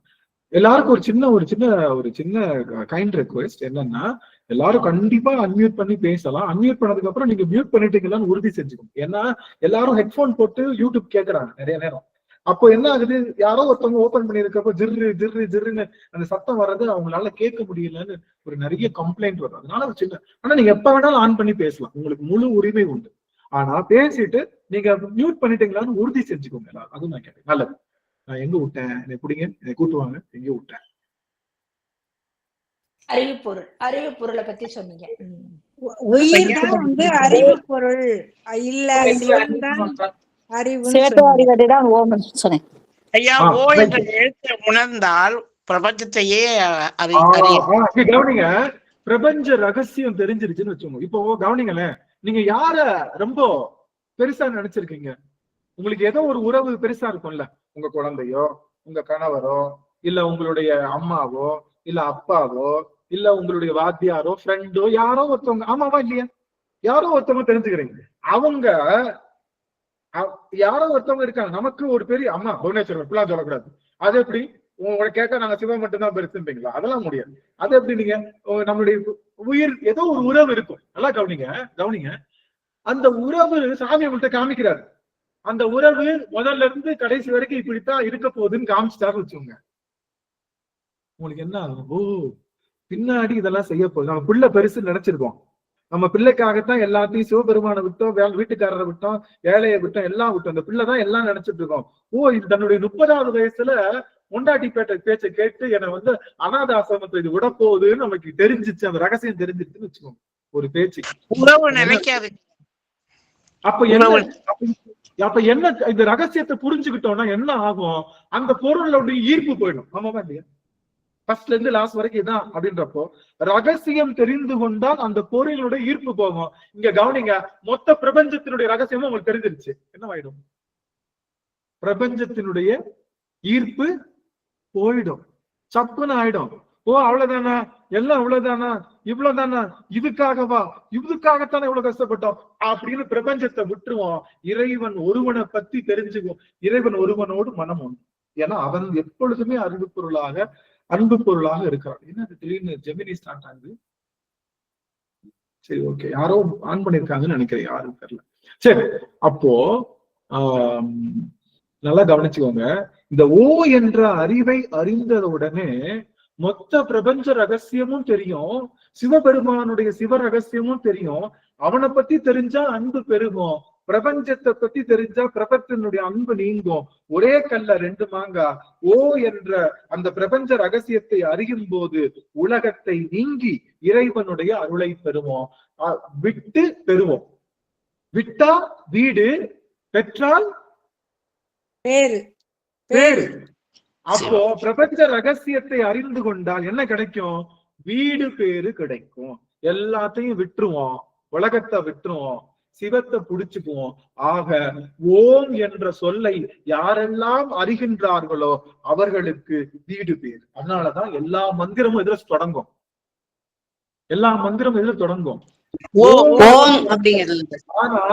ஆனா திருவைந்தெழுத்து மட்டும் எதிர தொடங்காது. ஓம்ல ஓம் நமச்சிவாயா கிடையாது, தெரியும்ல? 5 எழுத்து தானே. 5 எழுத்துல ஓம் போட்டீங்கன்னா 6 எழுத்தாயிடும். 5 எழுத்து தான். நாம சிவா 5 எழுத்து தான். இந்த 5 எழுத்து தான். அதுல ஓம் கிடையாது. ஓம் சேர்த்து சொன்னா அது எத்தனை எழுத்து? 6 எழுத்து. ஓம் நமச்சிவாயன்னு சொன்னீங்கன்னா அது முருகனை குறிக்கும். சிவாய நம அப்படின்னு சொன்னா சிவபெருமான குறிக்கும். 2 பேரும் ஒண்ணுதான், 6ம் 5ம் ஒண்ணுதான். புரிஞ்சுதுங்களா? அப்போ முக்கியமான செய்தி, அப்போ எதற்காக நாம இவ்வளவு பிரயத்தனப்படுறோம்னா வீடு பேருக்காக. வீடு பேரு என்பது என்ன அப்படின்னு பார்த்தோம்னா, வீடு பேரு என்பது இந்த உலகத்தை விட்டு சிவபெருமானை பெறுவது. இந்த உலகத்தை விட்டு சிவபெருமானை எப்ப பெறுவோம்? உலகத்தை மொத்தமா தெரிஞ்சுக்கிட்டா இந்த சிவபெருமான மொத்தமா தெரிஞ்சுக்கிட்டா உலகம் போயிடும், சிவபெருமான். அப்ப சிவபெருமான மொத்தமா தெரிஞ்சுக்கிறதுக்கு நல்லா கவனிக்க, முக்கியமான செய்தி, சிவபெருமான மொத்தமா தெரிஞ்சுக்கிறதுக்கு பேர் தான் என்ன? சிவபெருமானை பத்தி மொத்தமா தெரிஞ்சதுக்கு பேர் தான் என்ன? ஞானம். இப்ப பேசுறதுக்கும் நம்ம சொல்ல அறிவு. அறிவு அறிவுதாங்கய்யா. யாரு கரெக்டா சொல்றாங்கன்னு பாக்கலாம். நான் நினைக்கிற ஆன்சரை சொல்லணும். சிவபெருமான முழுதா அறிகின்ற அறிவுக்கு பேரு என்ன? இப்ப நம்ம பேசுறதுக்கு உள்ள வாங்க. எதை பத்தி பேசுறீங்க? ஞானம். ஞானமாங்கய்யா. ஞானம். ஓம் என்ற அறிவு. புஷ்பலதாமா 100க்கு 100 என்ன? ஓம் தான் பேசிட்டு இருக்கோம். ஓம் தான் பேசிக்கிட்டு இருக்கோம். ஓம் என்பதுதான் பிரணவம். பிரணவம் என்பதுதான் இந்த பிரபஞ்ச உற்பத்தி, அனைத்துக்கும் உற்பத்தி. அந்த ஓம்க்கு என்ன பொருள்னா அறிவை அறிவது. அறிவு என்பது சிவபெருமான். சிவபெருமான் அறிஞ்சுக்கிட்டா ஓம் என்ற ஓரெழுத்து மந்திரத்துக்கு நீங்க பதில் சொல்ல முடியும். பிரம்மன் மாதிரி பேக்குன்னு முடிக்க முடியாது.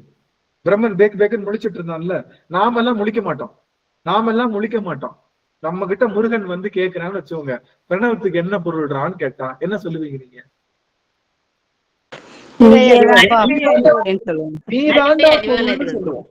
நீ தாண்டா பொருள் பிராக்டிக்கலா சொன்னா நம்ம அப்படியே கந்தலோகத்துக்கு கூட்டிட்டு போயிடுவான். நமக்கு சிவலோகத்துல எப்பொழுதுமே அவன் திருவடி சிலம்பு கீழே எப்பொழுதுமே நம்ம. அப்போ சிவபெருமானை அறிவதுதான் பிரணவத்தினுடைய வைரசிவகாமியம். சிவபெருமானை அறிவதுதான் பிரணவத்தினுடைய முழு பொருள். அப்ப சிவபெருமானை எப்படிடா அறியறதுன்னா நல்லா கவனிங்க. தோடுடைய அப்படி தொடங்கி எங்க முடியுது? உலகெல்லாம் தோ இம் ஓ இம் ஓம் அப்படிங்கிற முழு பொருளுக்கும் அர்த்தம் எதுக்குள்ள இருக்கு? 12 திருமுறைகள்ல இருக்கு. இந்த 12 திருமுறையினுடைய சாரம் தான் ஓம் என்ற பிரணவம். அந்த ஓம புரிஞ்சுக்கணும்னா 12 திருமுறை படிக்கணும். 12 திருமுறையும் என்னதான் செய்யுது? 12 திருமுறையும் என்ன செய்யுது? சிவபெருமானை. அப்ப சிவபெருமானை போற்றியை புரிந்து கொண்டால் 12 திருமுறையும் புரிந்து கொண்டதற்கு சமம். 12 திருமுறையும் புரிந்து கொண்டால் ஓம் என்ற பொருளை கண்டதற்கு சமம். ஓம ஏண்டா நான் தெரிஞ்சுக்கணும் அப்படின்னா, ஓம நான் தெரிஞ்சுக்கிட்டா எனக்கு வீடு பேரு கிடைக்கும். உலகத்தை விட்டுருவேன், சிவத்தை பிடிச்சிருவேன். அப்போ சிவத்தை பிடிக்கிறதுக்கு பேரறிவு இந்த போற்றி திரு அகவல். இந்த போற்றி திரு அகவலை பத்தி சொல்றதுக்கு தான் இவ்வளவு நேரம். ஒவ்வொரு வாரமும் இதை சொல்லிதான் ஆரம்பிப்பேன் நான். உங்களுக்கு போர் அடிச்சாலும் சரி, இவன் என்னடா உள்ள போக மாட்டேங்கிறான், இவன் என்னடா போட்டு இப்படி செஞ்சா என்னைக்கிடா முடிக்க வரான். குகப்பிரியாமா கேட்டாங்க, ஐயா நீங்க எனக்கு ஒரு ஆசை போற்றி திருவள்ளுவர் முழுசா படிக்கணும்னு. நீங்க சொல்றத பார்த்தா போற்றி திருவள்ளுவர் முடிக்கிறதுக்கு இன்னொரு 5 வருஷம் ஆயிடும் போல. 5 வருஷம் ஆனதுக்கு அப்புறம் போற்றி திருவள்ளுவர் முடிக்கிறதுல எனக்கு மறந்து போயிடும் சாமி, முடிச்சா முடிக்க முடியுமா? நான் சொன்னேன், அம்மா ஒரு போற்றியை தெரிஞ்சு கொண்டாலும் முழுவதுமாக தெரிந்து கொள்வதுதான் இயல்பு. கடகடன்னு முழுசா தெரிஞ்சுக்கணும்னு அவசியம் இல்லை. ஒரு சொல்ல புரிந்து கொண்டாலும் நல்லா தெரிஞ்சுக்கலாம் சாமி, அதனால கவலைப்படாதீங்க, முடிஞ்ச அளவுக்கு வேகமா போவோம், இல்லாட்டி என்ன பண்றது, அதனால பெருமான். இப்போ நம்ம பார்க்க வேண்டிய வார்த்தை ஐயா போற்றி அணுவை போட்டு வேமா சொல்லிட்டு உள்ள போயிடுறாங்க.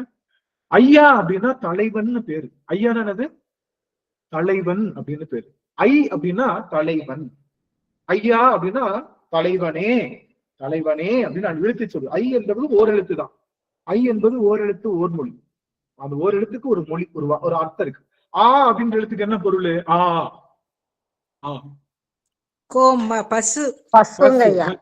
பசுன்னு ஒரு பொருள் இருக்கு இல்லையா? ஆவின் பால் அப்படின்னு சொல்ல. ஆ என்பதற்கு அந்த ஒரு எழுத்துக்கு ஒரு. அதே மாதிரி கோனா மன்னன் ஒரு பொருள் இருக்கு. கோ மன்னன். தமிழ் மொழியில ஆமா ஓரெழுத்துக்கு ஒரு பொருள் உண்டு. அது போல இங்கே ஐ என்ற சொல்லுக்கு தலைவன் பேர். ஐயா அப்படின்னா தலைவனே அப்படின்னு. ஐ தான் பொருள். ஐ கூட என்ன சேர்க்கிறோம்? ஆ சேர்க்கிறோம். ஐ கூட ஆ சேர்த்தா என்ன ஆயிரும்? ஐயா. யகரம் வந்துடும். ஐயா அப்படின்னு யகரம். ஐ தான் பொருள் அங்க. ஐயா அப்படின்னு விழித்துக்கொள் கூப்பிடுறோம். தலைவனேன்னு கூப்பிடுறதுக்கு பேர் தான் ஐயா. இறைவன் தானே தலைவன். இறைவனுக்கு மேலான தலைவன் யாராவது இருக்காங்களா?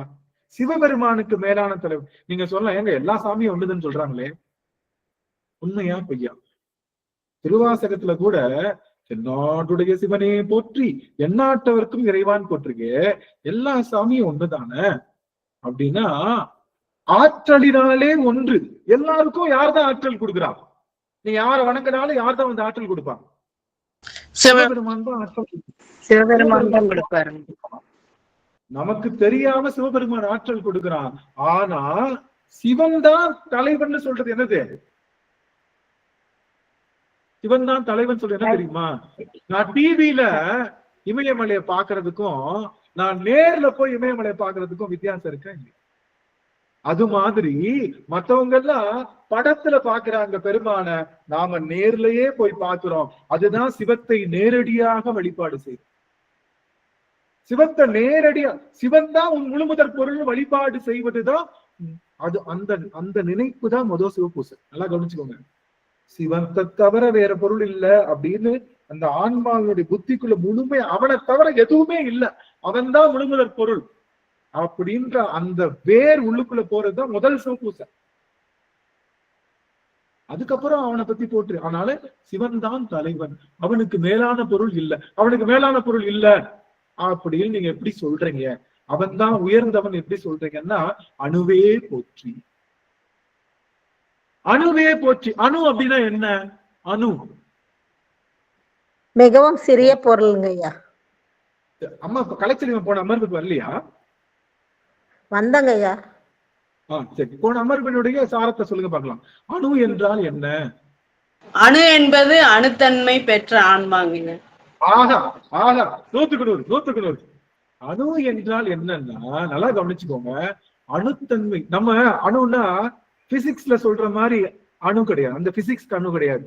கெமிஸ்ட்ரி அணு கிடையாது. பிசிக்ஸ் கெமிஸ்ட்ரியில சொல்றோம்ல, அணுன்னா புரோட்டான் எலக்ட்ரான் நியூட்ரான் சுத்தி வருதுன்னு, அது வேற டெபினிஷன். இங்க அணு அப்படின்னா என்னன்னா, சைவ சித்தாந்தத்துல அணு அப்படின்னா என்னன்னா, அணுத்தன்மை பெற்ற ஆன்மாவுக்கு பேரு அணு. இப்ப விளக்கமாறு தூக்கிட்டு போனா அவங்க என்னன்னு கூப்பிடுவோம்? விளக்கமாறு தான் கூப்பிடுவோம். விளக்கமாறுன்னு கூப்பிடுவோம். பால் எடுத்துட்டு போறாங்க, பாலுன்னு கூப்பிடுவோம்ல. ஒருத்தவங்க உயரமா இருக்காங்க, நெட்டையான்னு கூப்பிடுவோமா? கூப்பிடுவோம்ல. நெட்டையா கூப்பிடுவோம்ல, கூப்பிடுவோம். நம்ம ஃப்ரெண்டு இப்ப வசரத்தை வச்சு கூப்பிடுவோம். குட்டையா இருந்தா குட்டையான்னு சொல்லுவோம்ல.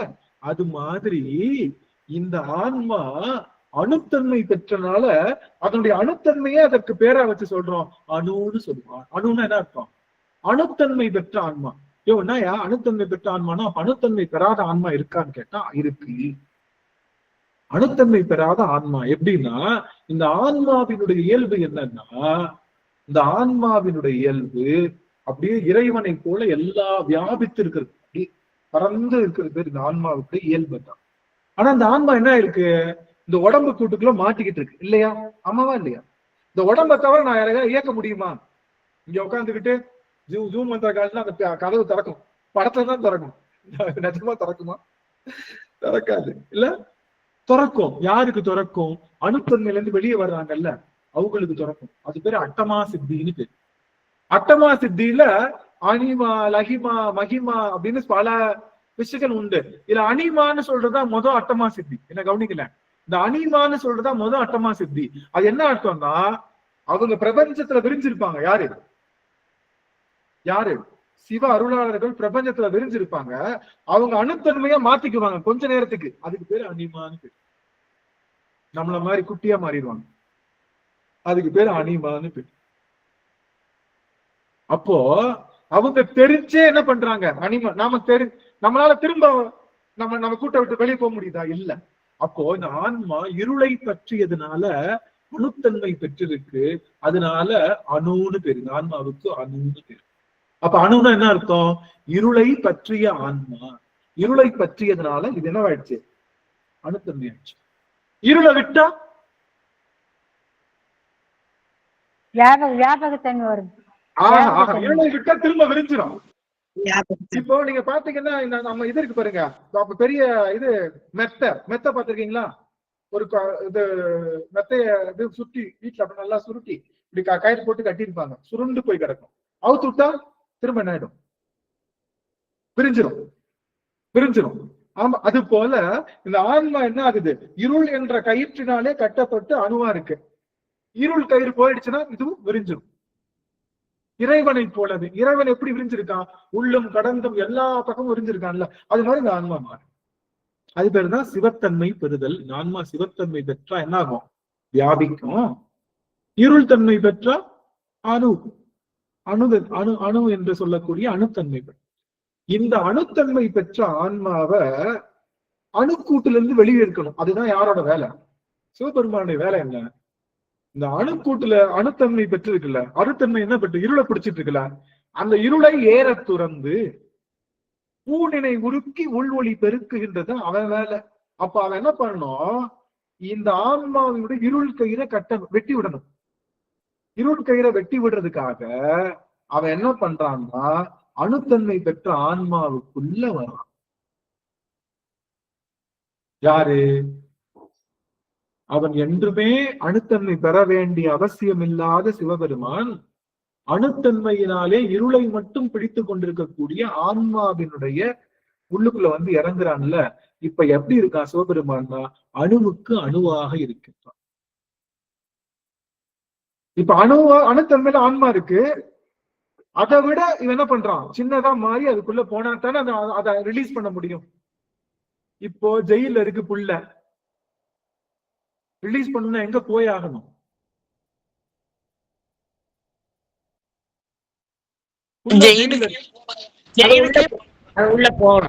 ஜெயிலுக்குள்ள போய் தானே ஜெயில் கதவை திறந்து விடணும். ஆமாவா இல்லையா? கோர்ட்டுக்கு சரி. இப்போ ஜெயில் கதவை திறந்து விடுறதுக்கு போல என் வீட்டு கதவை திறந்துட்டேன், என் பிள்ளை வந்துருமா? என் வீட்டை கதவை திறந்திருக்கேன், கதவு தானே திறந்துட்டேன், என் பிள்ளை எங்க இருக்கு? ஜெயில இருக்கு. நான் ஜெயிலுக்கு போய் சாவி எடுத்து திறந்து நான் வெளியே விட்டா தான் என் பிள்ளை வரும்.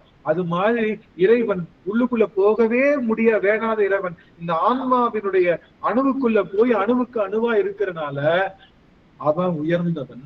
ஏன்? நம்மளால பெருமானுக்கு ஏதாவது ஆபத்து உண்டா?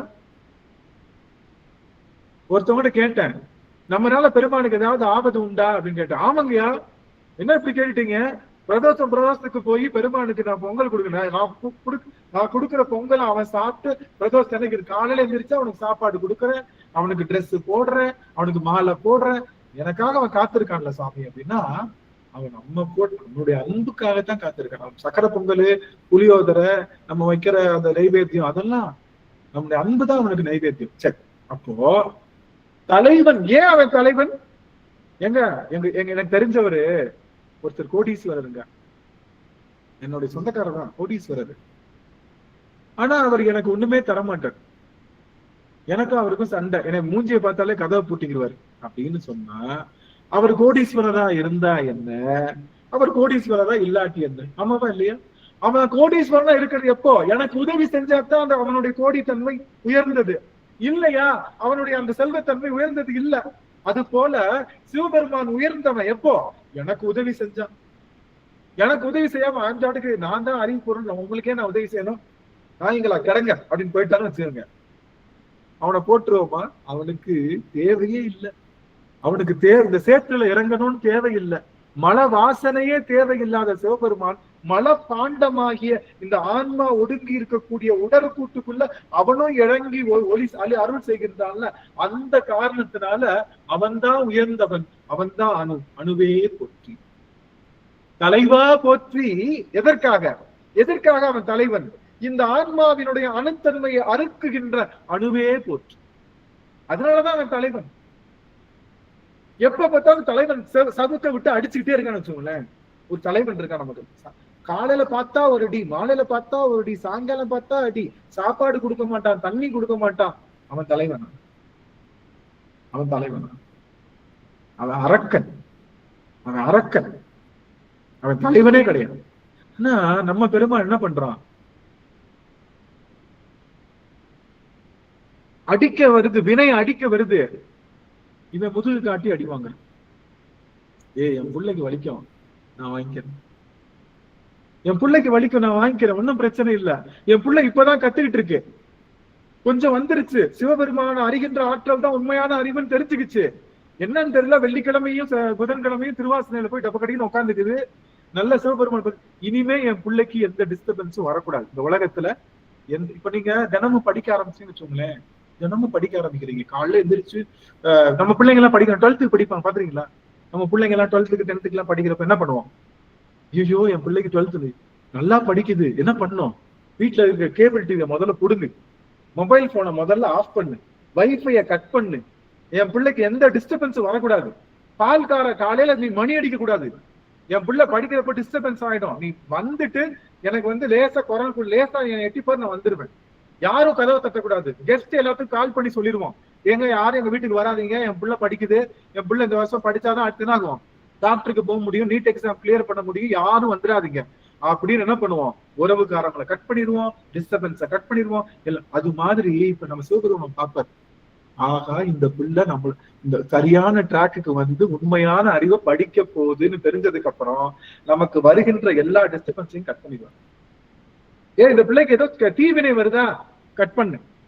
இந்த பிள்ளைக்கு இனிமே சிவபெருமான கேட்க முடியாத தன்மை வருதா, கட் பண்ணு. எல்லாத்தையும் கட் பண்ணி அவன் என்ன பண்ணுவான், அப்படியே பாதுகாத்து இந்த ஆன்மாவை பாதுகாத்து எப்படியாவது இது கிளியர் பண்ணி கொண்டு போறதுக்கு அவன் பயன்படுத்தும். அதனால சிவபெருமானுடைய போற்றிய முழுவதுமாக கேட்கும் போது என்ன ஆகும்னா, உங்களுக்கு வருகின்ற தீவினைகள் அனைத்தும் நின்று போகும்.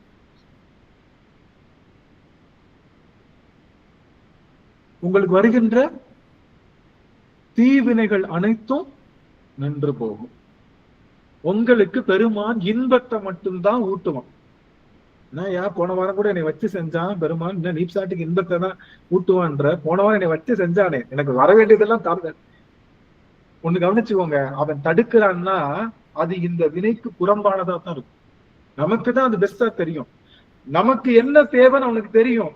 அதனால அவன் கொடுக்கறதெல்லாம் வாங்கிட்டு நம்மளுடைய வேலை என்ன, இந்த பிறவில எப்படியாவது உன்னை புரிஞ்சுக்கிறேன், உன்னை புரிஞ்சுக்கிறேன்.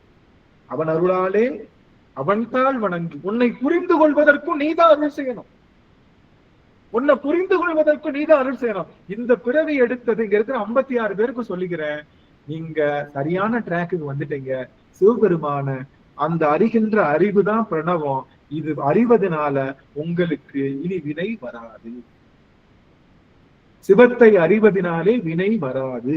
சிவத்தை அறியல அப்படின்னா என்ன வினை வராதுன்னு கேட்ட, நீங்க சொன்னீங்கல்ல எப்படியா வினை, நாங்க எப்படி நம்புறதுன்னு கேட்டா, இப்போ உங்களுக்கு உதாரணம் சொன்னேன்ல, நீங்க 12th எக்ஸாம் படிக்கிறீங்கன்னா அம்மா எல்லாத்தையும் கட் பண்ணி உங்களுக்கு டிஸ்டர்பன்ஸ் இல்லாம பாத்துக்குவான்னு. சப்போஸ் நீங்க படிக்கல, இது படிக்காது, இந்த கழுதை எப்பயுமே படிக்காது, கேபிள் டிவி இருந்தா என்ன, இல்லாட்டி இருந்துட்டு போகுது, வாங்க எல்லாரும் வாங்க, அம்மா ஏதாவது கண்டுக்குவாங்க, இது எப்பயும் படிக்க போறது இல்ல, இதுக்காக எது கேபிள் டிவியை கட் பண்ணணும், எல்லாத்தையும் கட் பண்ணணும், எல்லாத்தையும் பாரு, பிக் பாஸா எல்லாத்தையும் பாரு, அதை பாரு, சீரியலை பாரு, எல்லாத்தையும் பாருன்னு போட்டு விட்டு எல்லாத்துலயும் அனுபவிக்க விடுற மாதிரி அவன் சிவபெருமானை பற்றி நம்ம உண்மையா அறிந்து கொள்ள விரும்பலன்னா என்ன பண்ணுவான், எல்லாத்தையும் அரிசி அனுபவிக்க, அடுத்த பிறவிலையாவது உனக்கு வாய்ப்பு இருக்கான்னு பார்க்கும். அதனால கவனிச்சுக்கோங்க, சிவத்தை அறிய ஆரம்பிச்சிட்டீங்கன்னா நிசப்தம் ஆயிடும், வினைகள் எல்லாம் கொடுக்க மாட்டான்.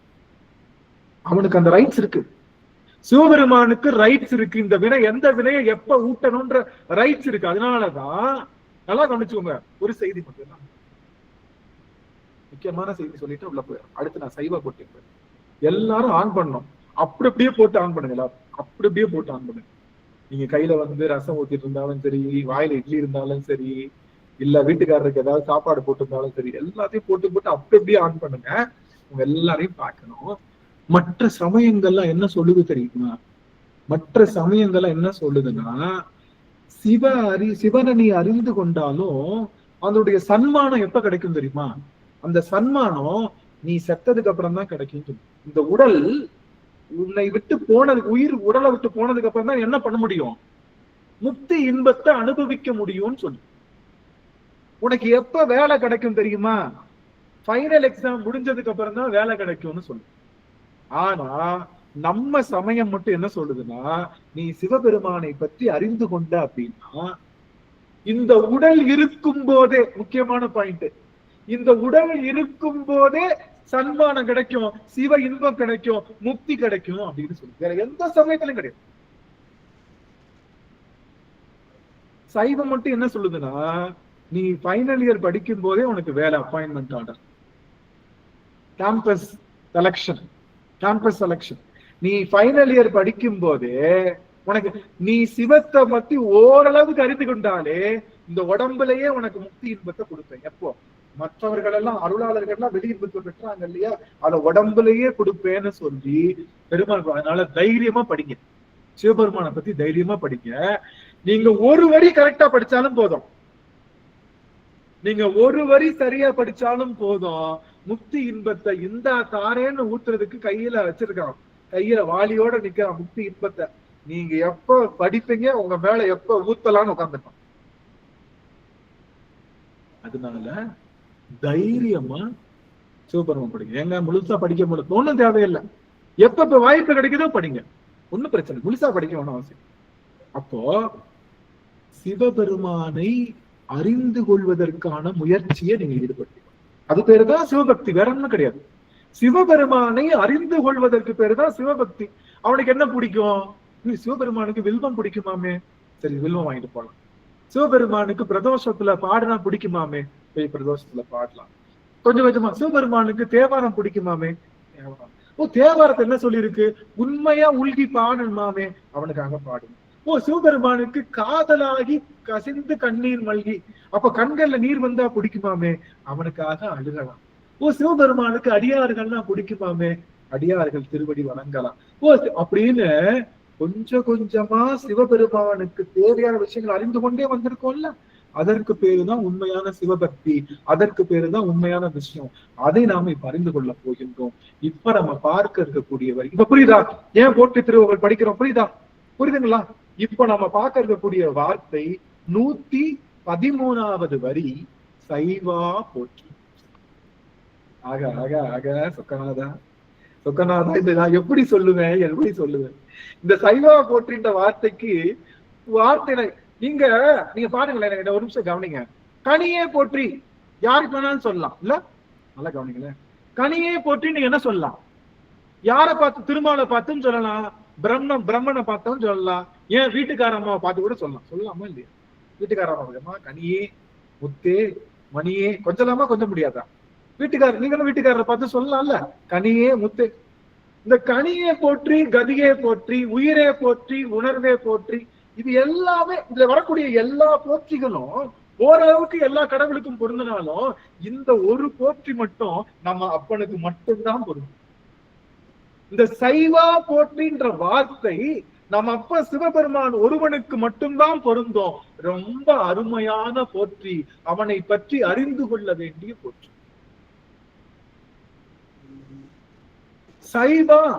சிவபெருமானை தொழுகின்ற சமயத்துக்கு என்ன பேரு? சைவம்னு பேரு, எல்லாத்துக்கும் தெரியும் இல்லையா? சிவபெருமானை பற்றி அறிந்து கொள்கின்ற சமயத்துக்கு என்ன பேரு? சைவம்னு பேரு, சைவர்கள்னு பேரு. நாம இப்ப இருக்கக்கூடிய சைவத்துக்கு பேர் என்ன?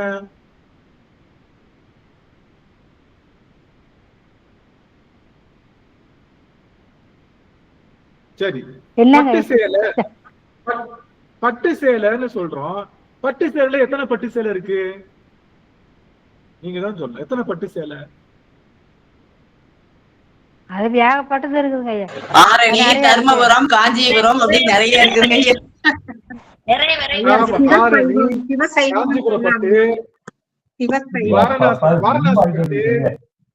பெல்காம் பட்டு, இப்ப புதுசா வாழைநார் பட்டு வந்துச்சு, வாழைநார்லயே பட்டு செய்யறாங்க, வாழைநார் பட்டு. இந்த மாதிரி பட்டுலயே 1008 பட்டு வந்துச்சு. சைவத்திலையும் 1008 சைவம் இருக்கு, கவனிச்சுக்கோங்க. சைவத்திலையும்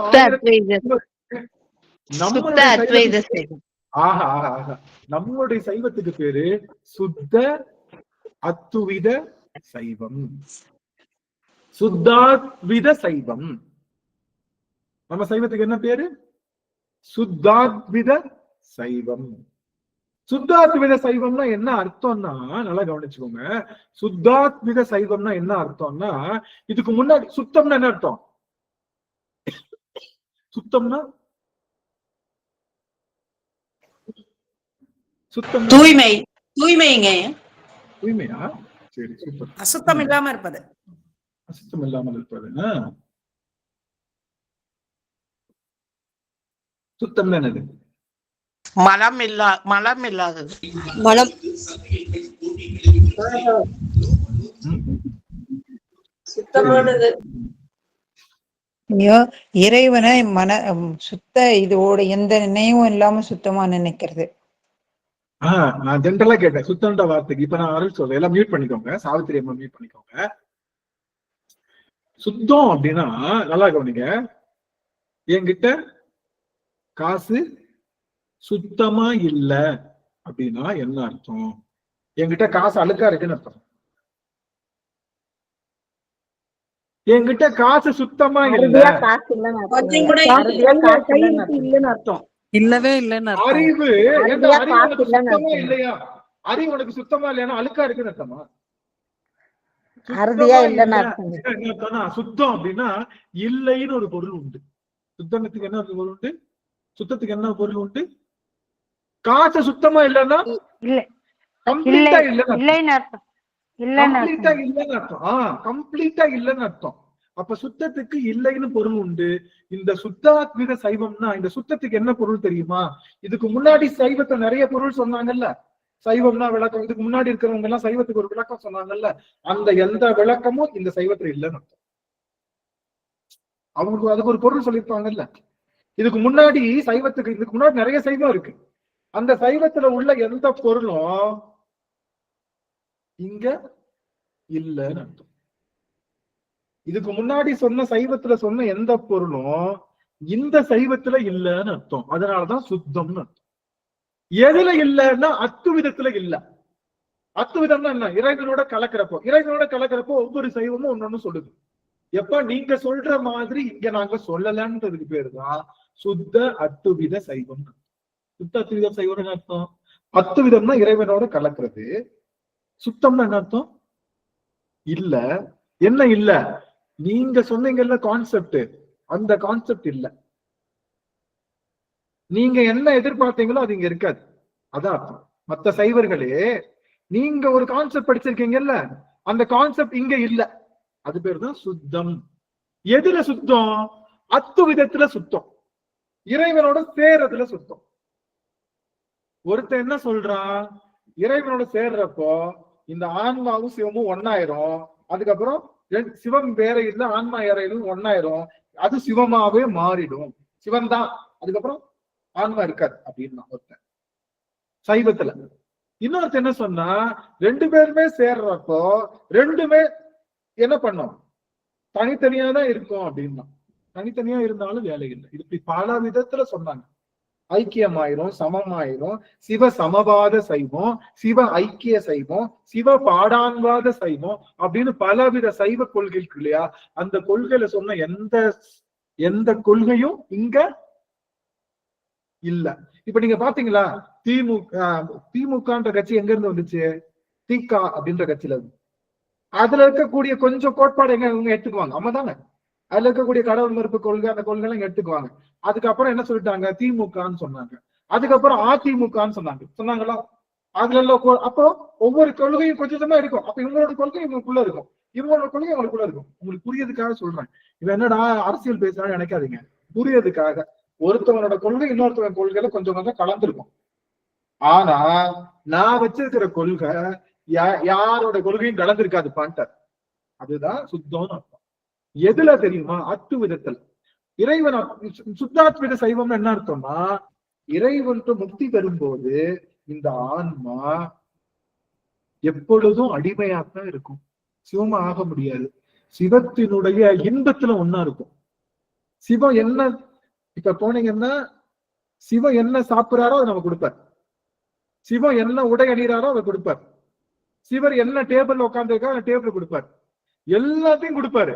அனுபவத்துல சிவமா இருக்கும், ஆற்றல்ல சிவமா இருக்கு. அதனால ஐந்தொழில் பண்ண முடியாது. இப்ப கவனிங்கள, முக்தி இன்பத்துல நான் உட்காந்து என்ன பண்ணிட்டு இருக்கேன்? நான் போய் சினிமா தாட்டுல நல்லா சினிமா பார்த்துட்டு இருக்கேன் இல்ல, பக்கத்துல யாரோ மூண்டிட்டு இருக்காங்க. ஏங்க இங்க கொஞ்சம் கவனிங்களேன், அரை மணி நேரத்துக்கு முன்னாடி என்னாச்சுங்க என்ன சொல்லுவீங்க? அரை மணி நேரத்துக்கு என்னாச்சு? முக்கியமான சீன் போயிட்டு இருக்கு. அரை மணி நேரத்துக்கு முன்னாடி என்ன ஆச்சு, நான் போய் இது போய் இன்டர்வெல்ல போய் இது வாங்கி சாப்பிட வந்தேன், எனக்கு பார்க்கல, என்னங்க நோண்டாங்கன்னு என்ன சொல்லுவீங்க? என்ன சொல்லுவீங்க? கசாதருங்க கம்முன்னு சொல்லுவாங்க. ஆமா, கம்முனியா என்ன அது முக்கியமான சீன் போயிட்டு இருக்கு, நானே இதை பார்த்துட்டு இருக்கேன், அப்புறம் சொல்றேன். அது மாதிரி இந்த ஆன்மா என்ன பண்ணுமா, சிவ இன்பத்துல அப்படியே மூழ்கி அவன் கொடுக்குற இன்பத்தை அப்படி வாங்கிக்கிட்டு இருக்குமா. அப்ப போய் இந்த ஆன்மா யாருக்காவது போய் நல்லது செய்யுமா? யாருக்காவது போய் நல்லது செய்யுமா? கவனிங்க எல்லாரும், செய்யுமா? ஆனா சிவம் என்ன பண்ணோம், சிவம் என்ன பண்ணோம், இந்த ஆன்மாவுக்கு அந்த இன்பத்தை வழங்கிக்கிட்டே என்ன பண்ணோம், திருவாசகரை எல்லாரும் வந்துருங்க, சரி என்னை பத்தி எல்லாம் கண்டுக்கங்க அப்படின்னு நம்ம 57 பேருக்கு அருள் செஞ்சுக்கிட்டே தான் அந்த இன்பத்தை கொடுத்துட்டு இருப்பாரு. அந்த ஆற்றல் அவன் ஒருத்தருக்கு தான் உண்டு. சிவம் என்ன இன்பம் பெறுதோ அதே இன்பத்தை இந்த ஆன்மா பெறும். இன்பத்தினால 2 பேரும் ஒண்ணு, ஆற்றல்னால 2 பேரும் ஒண்ணு ஆகவே முடியாது. அவன் கொடுக்க இது வாங்கிட்டு இருக்கோம். அவனுக்கு அவன்கிட்ட 1000 கோடி பொண்ணு இருந்தா நம்ம கிட்ட 1000 கோடி பொண்ணு இருக்கும், அனுபவிப்போம். ஆனா அவன் இன்னொருத்தவங்களுக்கு கொடுத்துக்கிட்டு இருப்பான், ஆனா நம்ம யாரும் கொடுக்க மாட்டோம், நம்ம வாங்கிட்டே இருப்போம். இப்ப சொல்லுங்க, சிவத்தோடு கலந்தார்கள்ல, சிவத்தோட கலந்தாங்கல்ல, அவங்க கிட்ட நம்ம ஏதாவது கேட்கிறோம்னு வச்சுக்கோங்களேன், நம்ம ஏதாவது எங்களுக்கு கொடுங்கன்னு கேட்கறோம்னு வச்சுக்கோங்க, அவங்களால தர முடியுமா? அவங்களுக்கு என்ன வேலைன்னா, அவங்களுக்கு என்ன வேலைன்னா சிவபெருமான் தர்றதை அப்படியே பார்த்து வாங்கிக்கிட்டே இருப்பாங்க, அவ்வளவுதான். அவங்களுக்கு அந்த காலம் எதுவுமே கேட்காது. பரமுக்தியில எல்லா ஆன்மாவும் அப்படிதான் இருக்கும். எனக்கு என்ன வருத்தம் தெரியுமா, நாம எல்லாரும் கண்டிப்பா பரமுக்தி போவோம், கவனிங்க எல்லாரும், நம்ம எல்லாரும் பரமுக்தி போவோம். ஆனா நீங்க எல்லாரும் எல்லாரும் ஆனா யாரை பத்தி பேச மாட்டோம், சிவபெருமானை பத்தி பேச மாட்டோமே. அவனை பத்தி அம்மா அங்க இருக்க அம்மா அங்க வாங்கி ஜாலியா இருப்பாங்க, சுசிலா அம்மா இங்க வாங்கி ஜாலியா இருப்பாங்க, ஜானகி அம்மா இங்க வாங்கி ஜாலியா இருப்பாங்க, புவனேஸ்வரி அம்மா இங்க வாங்கி ஜாலியா இருப்பாங்க, கலைச்செல்வி அம்மா இங்க வாங்கி ஜாலியா இருப்பாங்க. ஏன்னா இவன் 4 பேர் தான் எனக்கு தெரியறாங்க, அதனால சொல்றேன், அவங்களுடைய பேரை சொல்றேன். இப்படி எல்லாம் அவங்க தனித்தனியா ஜாலியா இருப்பாங்க. அதுக்கு நம்ம பரமத்திக்கா போக வேண்டிய, இங்கே இருக்கலாம், பரமத்திக்கா போக நம்ம இங்கே இருக்கலாம். எல்லாரும் அவங்கவுங்க ஜாலியா இருப்பாங்க. சிவம் எப்படி ஜாலியா இருக்கும், சிவம் எப்படி இன்பமா இருக்கும், அப்படி எல்லாரும் ஜாலியா இருப்போம். ஆனா யாரும் யாருக்கிட்டையும் பேசிக்க மாட்டோம். அதனாலதான் என்ன சார், கூடும் அன்பினில் கும்பிடலே அன்றி வீடும் வேண்டார் விரலில் விளங்கினார். போயாட்டார் யாரு, எங்க அடியார்கள் நாங்க பேசிக்கிறோம்ல, நீ கவனிங்களே, நாம எல்லாரும் திருவாசகத்தில் சிவபெருமானை பத்தி பேசிக்கிறோம்ல, இது முக்தி இன்பத்தை விட தெரியுது. சொல்லும் போதே மேல் புள்ளறிகிறது. முக்தி இன்பத்தை விட இது பெரிது. முக்தி இன்பத்துல கூட நான் மட்டும்தான் ஜாலியா இருப்பேன். இப்ப எல்லாரும் ஜாலியா இருக்கமே, சிவத்தை பத்தி எல்லாரும் பேசி உள்கி. உங்களுக்கு ஒண்ணு தெரியுமா, நேத்துதான் கைலைக்கு போயிட்டு வந்தேன், கைலை காட்சி எப்படி இருந்தது தெரியுமான்னு கேட்கிறப்போ சொல்ற அவங்களுக்கும் கேட்கிற எனக்கும் வருகின்ற ஆனந்தம் யாருக்குமே வரலையே. அதனாலதான் சொன்னாரு சுவாமி திருக்கூட்ட சிறப்ப சொல்லும் போது, அடியார் திருக்கூட்ட சிறப்ப சொல்லும் போது, பூதம் 5 நிலையிற் கலங்கினும் மாதோர் பாகன் மலர்த்தால் மரப்பிலார், போது காதல் உரைப்பின் நெறி நின்றார், ஓடும் செம்பன்னும் ஒக்கவே நோக்குவார், கூடும் அன்பினில் கும்பிடலே அன்றி வீடும் வேண்டாம், வீடும் வேண்டாம் விரலின் விளங்கினார். எனக்கு வீடு பேரு வேணாம். அப்போ அங்க இப்ப பாத்தீங்கன்னா பெரிய பெரிய குவார்டர்ஸ்ல எல்லாருக்கும் தனித்தனி வீடு கொடுத்து எல்லாம் தனித்தனியா இருப்பாங்க, ஆனா பக்கத்துல வீக்காங்க யாருமே தெரியாம ஜாலி ஜாலியா இருப்பாங்கல்ல, அந்த மாதிரி முக்தி இன்பத்தை நம்ம எல்லாரும் ஜாலி ஜாலியா இருக்கும். ஆனா யாரு ஆனா இப்போ சாந்திமதி அம்மாவை பார்த்தா சந்தோஷம் வருது, ஜானகி அம்மாவை பார்த்தா சந்தோஷம் வருது, அவங்க பேசுறப்போ அப்படியே கண்ணீர் பெருகுது. எப்படா வெற்றை ஆகும் எங்க அடியோர், நீங்க நம்படா நம்புங்க, இந்த நாளுக்காக இந்த நிமிடத்திற்காக இந்த வாரம் முழுவதும் தலைகீழ நின்று தண்ணி குடிச்சிருக்கேன் இந்த ஒரு நேரத்துக்காக. எனக்கு இன்டர்நெட் எனக்கு மட்டும்தான் வரல, ஐயோ இன்டர்நெட் வரலன்னா எங்க அடியார். அப்போ திருக்கூட்ட சிறப்பு நீங்க கவனிங்க, திருக்கூட்ட சிறப்பு என்பது நாம அத்துவிதத்துல சுத்தாத்விதத்துல இருக்கிறத விட சிறப்புன்றாங்க. அப்ப நாம இப்ப பெறுகின்ற இன்பம் இருக்கு இல்லையா, உண்மையிலேயே அடியவர் திருக்கூட்டத்தினுடைய இன்பத்திற்கு சமம் இல்ல. ஆனா என்னன்னா, இந்த அடியவர் திருக்கூட்டத்தை இப்படி நம்ம இருந்துட்டோம்னா அடுத்த பிறவியில் என்ன ஆயிடுவோம், அடிவ திருக்கூட்டத்துக்கு வராம கூட போயிடும். அதனால இந்த அடிவ திருக்கூட்டத்தை பயன்படுத்தி இந்த இன்பத்தையும் அனுபவிச்சு அவனுடைய திருவடி இன்பமாகிய அத்துவிதத்தையும் அனுபவிக்க போறோம். நாம உயர்ந்தவர்கள் தான், நாம இந்த இன்பத்தையும் அனுபவிப்போம். இப்போ சிவபெருமான் திருவடி கீழே அமர்ந்து அந்த இன்பத்தையும் அனுபவிப்போம். சுத்த அத்விதம் என்பது முக்தியிலும் இந்த ஆன்மா சிவத்துக்கு அடிமை என்பதுதான். முக்தியிலையும் இந்த ஆன்மா என்னது? சிவத்துக்கு அடிமைதான். முக்தியில சிவ சித்தமலம் அறிவித்து சிவமாக்கி இணையாண்டன்னு சொல்றாரு இல்லையா? சொல்றாருல்ல. அப்ப சிவமாக்கிற உடனே எனக்கும் திரை வந்துருமா, சடை வந்துருமா, சூளம் வந்துருமா? சரி வந்துடும். ஒண்ணு அதுல பேர் சாரூபம் சொல்லுவாங்க. அதான் வரும் சாரூபம்.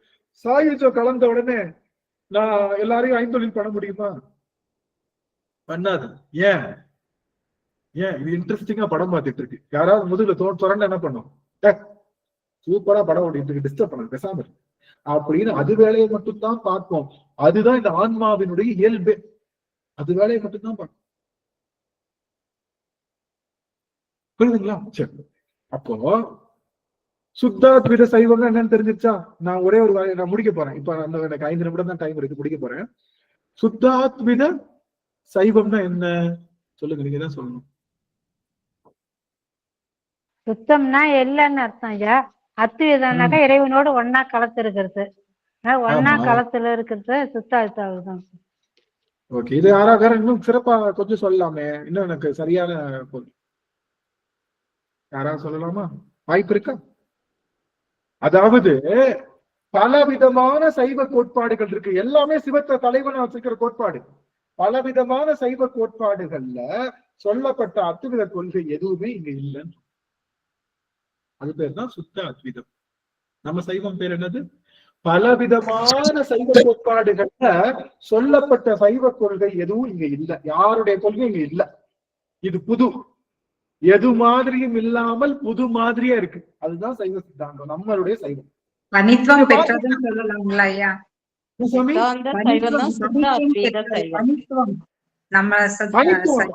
தனித்துவம் சொல்ல எப்படி சொல்லலாம்? தனித்துவம் தான் இது. இப்ப நான் தனியா புதுசா கட்சி ஆரம்பிச்சிருக்கேன். விஜய் ஆரம்பிச்ச மாதிரி தாவேக்கா தமிழக வெற்றி கழகம்னு ஆரம்பிச்சிருக்கேன்னு வச்சுக்கோங்க. ஆனா விஜய் என்ன சொல்றாரு? இந்த கட்சியில கொஞ்சம், அந்த கட்சியில கொஞ்சம், எல்லாத்தையும் அந்த கொள்கையை கொஞ்சம் கொஞ்சம் போட்டுதான் அவர் கொள்கையா சொல்றாரு. தனி கொள்கையை யாரும் சொல்லலையே. அது மாதிரி என் கொள்கை இல்ல. யார்கிட்டையும் யார் சொன்ன சொல்லையும் நான் சொல்லலன்னு சொல்றதுக்கு பேர் தான் எதுல சொல்லல? அத்துவிதத்துல. சுத்தாத்வித சைவம் என்பது இதுக்கு முன்னாடி சொல்லப்பட்ட சைவத்துல நீங்க போனீங்கன்னா காஷ்மீருக்கு போனா காஷ்மீர சைவம், சோழியர் சைவம் இருக்கு. அதுக்கடுத்து வேற வேற சைவம். ஆனா நாம இருக்கிற சைவத்துக்கு பேர் என்னன்னா சுத்தாத்வித சைவம் என்று சொல்லுகின்ற சைவம். அந்த சைவத்தை போய் தெரிஞ்சுக்கிட்டோம். சரி, இப்போ முக்கியமான இடம் எனக்காக இது ஏற்கனவே சொன்னதுதான். இருந்தாலும் ஒரு 3 நிமிடத்துல நான் முடிச்சிருவேன். இல்லைன்னா பிரேமமா எங்களுக்கு டைம் போட்டுருவாங்க. முடிடாங்க, 3 நிமிஷம் முடிச்சிருவேன்.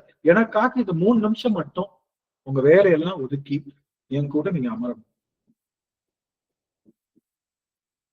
அப்படின்னா வீடியோ ஆன் பண்ணணும்னு அர்த்தம், வேற ஒண்ணும் கிடையாது. சிம்பிளா சொல்லணும்னா அதான் அர்த்தம். வீடியோ ஆன் பண்ணாதான் என் கூட உட்காந்துருக்கீங்களான்னு தெரியும். என் கூட உட்காந்துருக்கீங்களா, செவத்தை பார்த்து உட்காந்துருக்கீங்களா, செல்போனை கடாசி வீசிட்டீங்களா, இல்ல வேற உங்கள்கிட்ட பேசிட்டு இருக்கீங்களா, நான் எப்படி கண்டுபிடிக்கிறது? அதனால என் கூட ஒரு 2 நிமிஷம் இருங்க. ரைட்டா? இப்ப கவனிங்க, சைவம் அப்படின்னா என்ன பொருள் அப்படின்னா, சைவம்னா எல்லாரும் என்ன நினைச்சிட்டு இருக்காங்கன்னா தாவரத்தை மட்டும், அதாவது நம்ம வெஜிடேரியனா இருந்தா அதுக்கு பேரு சைவம்னு நினைக்கிறோம். ஆனா சைவத்துக்கு என்ன பொருள் அப்படின்னா நல்லா கவனிங்க, நல்ல முக்கியமான செய்தி. இந்த செய்தியை தெரிஞ்சுக்கிட்டீங்கன்னா நீங்க ப்ரௌடா சொல்லிக்கலாம், நாம எல்லாம் சைவர்கள் அப்படின்னு சொல்லிக்கலாம். அந்த செய்திக்காகத்தான் எல்லாத்தையும் நான் ஆன் பண்ண சொன்னேன். முடிஞ்சவங்க ஆன் பண்ண. வளர்மதி அம்மா எனக்கு தெரியுறாங்க, மகிழ்ச்சியா இருக்கு. பத்மாவதி பாலசுப்ரமணியன் நம்மளால எனக்கு புதிதாக தெரியுறாங்க, ரொம்ப மகிழ்ச்சி. இப்போ நீதி, அதுக்கு ஆப்போசிட் என்ன? அநீதி. ஆதி, அதுக்கு ஆப்போசிட் என்ன?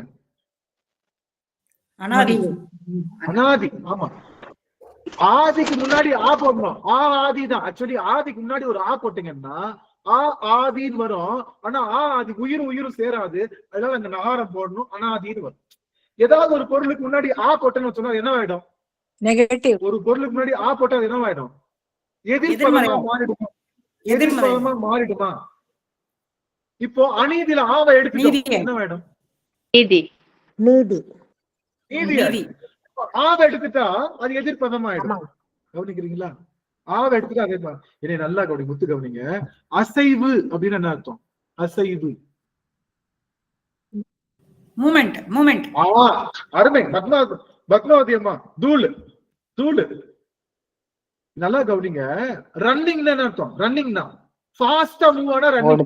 ஓடுதல். ஓடுதல். ஆமா, ஃபாஸ்டா மூவ் ஆனா ரன்னிங். வாக்கிங்னா மெதுவா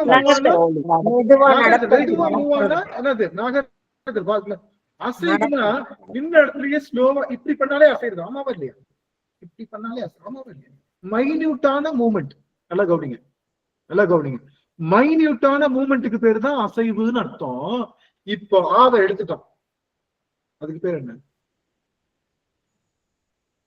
சைவு. சைவு. அசைவுல ஆவ எடுத்துட்டோம், ஆவ எடுத்துட்டோம், அதுக்கு பேர் இப்ப பேர் என்ன?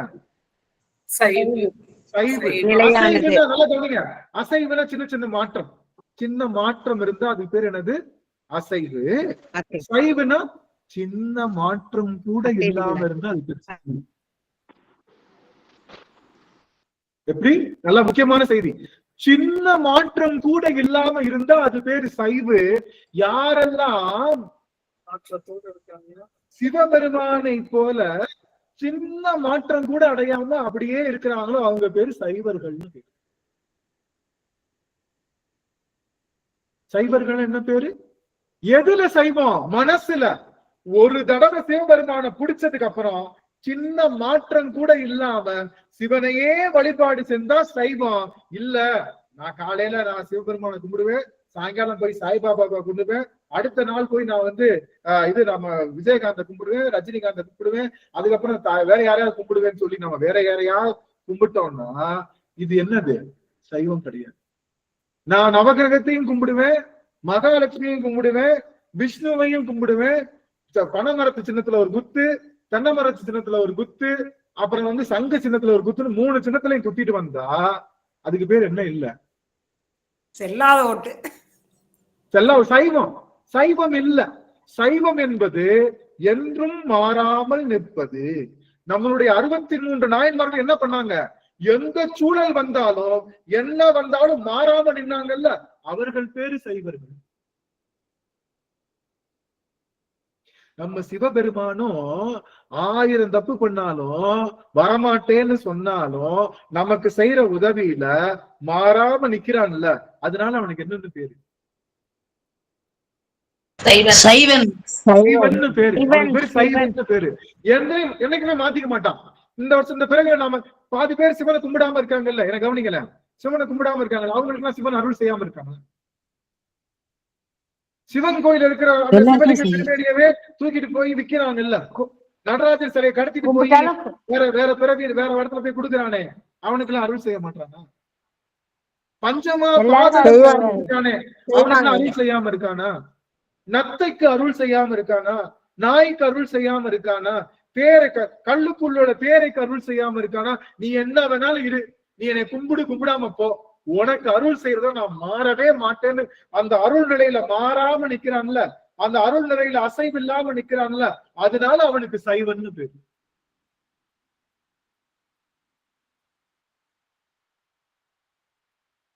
அப்போ அவனை போலவே நாமும் எல்லாத்துக்கும் அருள் நிலையில மாறாம உதவி செஞ்சாலோ அருள் செஞ்சாலோ அன்பு செஞ்சாலோ தான் நாமும் சைவர்கள். நான் வெஜிடேரியனா இருக்கேன், நான் சைவன் சொன்னேன்னு வச்சுக்கோங்க, சாமி சிரிப்பேன். நேத்தா ஒருத்தன் குடியை எடுத்துட்டு வந்த, நீ வெஜிடேரியனா இருந்தா என்ன, வெஜிடேரியனா இல்லாட்டி என்ன? முந்தா நேத்து தான் ஒருத்தன் குடி நல்லா இருக்க கூடாதுன்னு எடுத்துட்டு வந்து இப்ப நான் நல்ல மாதிரி நான் எப்பயுமே சுவாமி நான் உணவுல சைவத்தை சொல்லல. உணவுல கூட ஏன் சைவம்னா, தாவரம் இருக்குல்ல, தாவரம் தான் என்ன அர்த்தம்? ஒரு நகருமா அசைவு இல்லாம அப்படியே நிக்கிறனால அதுக்கு பேரு சைவம்னு பேரு. எதுக்கு? தாவரத்துக்கு.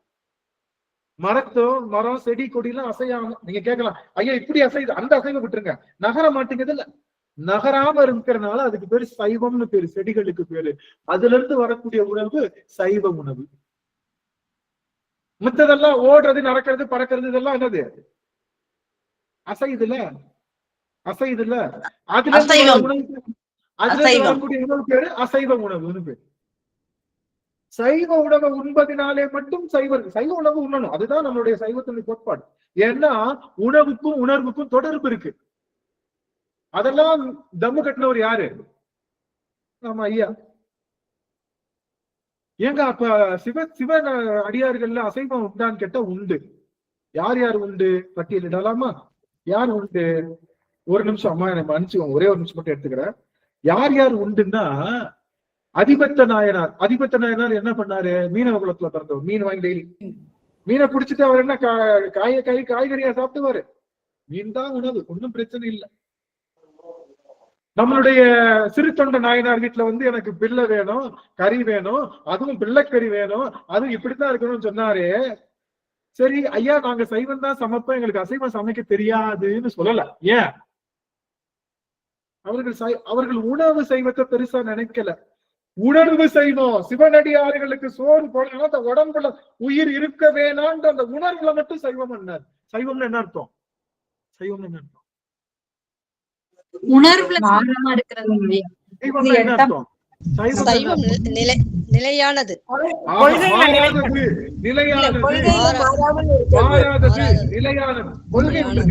சைவம்னா நிலையானது, அவ்வளவுதான். மாறாதது, நிலையாதது, மாற்றம் இல்லாதது, இம்மி அளவும் மாற்றம் இல்லாதது, அதுக்கு பேரு சைவம்னு பேரு.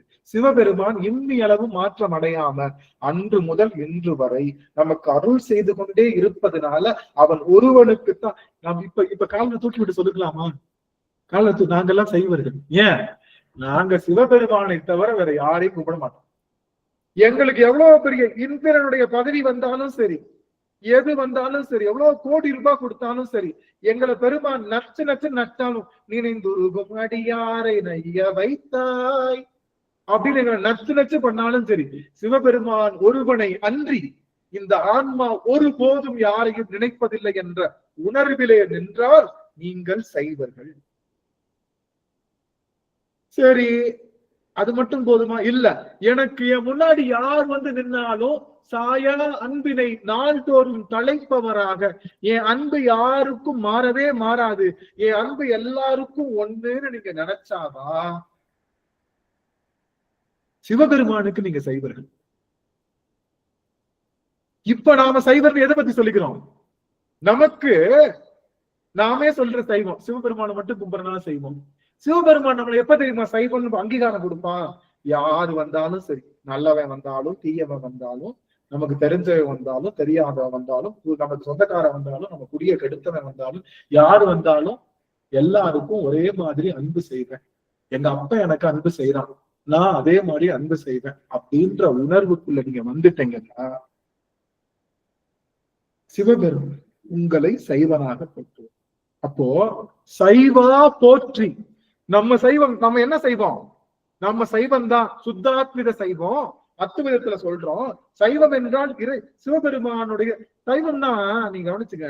எல்லாரும் என்ன பொருள் சொல்லியிருக்காங்கன்னா, சைவம்ன்ற வார்த்தைக்கு பொருள் சிவத்தோடு சம்பந்தம் உடையது. நீங்க எல்லா புத்தகத்தையும் பாத்தீங்கன்னா அப்படிதான் போட்டுப்பாங்க.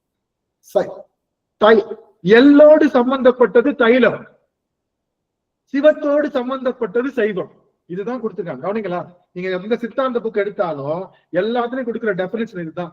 சிவத்தோடு சம்பந்தப்பட்டது சைவம், எல்லோடு சம்பந்தப்பட்டது தைலம். அதனால சா சை ஏ எல்லு தை அப்படின்ற மாதிரி அந்த மாதிரி சொல்லுவாங்க. நான் கேக்குறேன், சிவத்தோடு சம்பந்தப்படாத பொருள் இருக்கா? நான் கேக்குறேன், சிவத்தோட சம்பந்தப்படாத பொருள் இருக்கா? எல்லாமே சைவம் தானே? ஆமா, எல்லாமே சைவம் தானே சொல்லணும். அப்ப அது வைணவன்றோம், அது சமணம்ன்றோம், அது பௌத்தம்ன்றோம். அப்ப எல்லாத்தையும் கவனிச்சுக்கோங்க. சிவத்தோடு சம்பந்தப்பட்டது சைவம் அப்படின்னு சொல்லக்கூடாது. என்றும் மாறாமல் நிற்பது சைவம். சமணர்கள் என்ன சொல்லுவாங்கன்னா, கொல்லக்கூடாதுன்னு. ஆனா யார கொல்லுவாங்க? சமணத்துல இருந்த கொள்கை மாறிடுச்சா? அப்ப எப்படி சைவமாகும்? இது போல எல்லா சமய கொள்கையும் மாறும். நம்ம சமயத்துல இருக்கக்கூடிய கொள்கை மட்டும் மாறாது. ஏன்னா இங்க எல்லாமே மாறிக்கொண்டே இருக்கும். அதனாலதான் மாறும். மாற்றம் என்பதே மாறும். எப்படி வேணாலும் சாமி கும்பிட்டுக்கலாம், ஆனா சிவனை கும்பிடணும். எல்லார்கிட்டையும் அன்பு செய்யணும். அன்பு மாறாமல் நிற்பதுதான் உண்மை செய்வனுக்கு அழகு என்று சொல்லி சைவா போற்றி, சைவா போற்றி, சைவா போற்றி. பெருமானே, எந்த பிறவியில் நான் பேறு பெற்றேனோ இந்த பிறவியில யாருக்குமே அமையாத ஒன்று, மாற்றமே இல்லாத உன்னை பற்றி இருக்கின்றேன். என்னைக்கும் அன்பு மாறாத உன்னை பற்றி இருக்கின்றேன் பெருமானே. அந்த உணர்வு எனக்குள்ளே வரணும். எல்லார்கிட்டையும் ஒரே அன்பு காட்டுற மாதிரி வச்சுக்கோ சாமி. எல்லார்கிட்ட சொல்லி சாயா அன்பினை நாள்தோறும் தழைப்பவர் தாயே ஆகி வளர்த்தனை போற்றி, சைவா போற்றி, உணர்வே போற்றி, அணுவே போற்றி, ஐயா போற்றி என்று சொல்லி இந்த போற்றி திருவகவல் அந்த அமர்வினை நிறைவு செய்கின்றோம். யாரும் போயிட வேணாம், 2 நிமிஷத்துல நிறைவு செஞ்சிருவோம். நிறைவு செஞ்சதுக்கு அப்புறம் எல்லாரும் போகலாம். நிறைவு செய்யும் முகமாக பிரேமாமா அவர்கள் நிறைவு பாடல். 2 நிமிஷம் எல்லாரும் இருங்க. சிவாய நம. திருச்சிற்றம்பலம். வான்மையில் வழாது பெய்க மழை வளம் சுரக்க, மன்னன் கோன்முறை அரசு செய்க குறைவிலாது உயிர்கள் வாழ்க, நான்மறை அறங்கள் ஓங்க நல்தவம் வேள்வி மல்க, மேன்மை கொள் சைவ நீதி விளங்குக உலகமெல்லாம், மேன்மை கொள் சைவ நீதி விளங்குக உலகமெல்லாம். திருச்சிற்றம்பலம். அனைத்தடியார் திருவடி தாமலை சென்னிமேல் சுட்டி வணங்குகிறேன். சிவாய நம. நன்றிங்கய்யா. ரொம்ப மகிழ்ச்சிங்க. நன்றிங்க சுவாமி. இப்போ 2 அடியார்களுக்கு வாய்ப்பு. நீங்க 2 அடியார்கள் பேசலாம். 1 நிமிடம் தான், அதுக்கு மேல நீங்க டைம் எடுத்துக்க கூடாது. 60 வினாடி துளிகள் நீங்க எடுத்துக்கலாம், அது கம்மியா கூட எடுத்துக்கலாம். உங்களுக்கு இந்த அமர்வினை பற்றிய செய்திகள் இருந்தா சொல்லுங்க. உடன்பாடு இருந்தா உடன்படுங்க. என் கூட சண்டை போடணும், யோ என்னையா பேசுற, தப்பு தப்பா பேசுற நீ அப்படின்னு சொல்லி என் கூட சண்டை போடணும்னாலும் உங்களுக்கு வாய்ப்பு இருக்கு. 2 அடியார்களுக்கு வாய்ப்பு. முதல்ல கலைவாணி அம்மாக்கு வாய்ப்பு. வளர்மதி அம்மா பேசுங்க. அம்மா அம்மா உங்களுடைய முடிஞ்சா வீடியோ காமிச்சு பேசுங்க சுவாமி. முடிஞ்சா வாய்ப்பு இருந்தா வளர்மதி அம்மா பேசுங்க.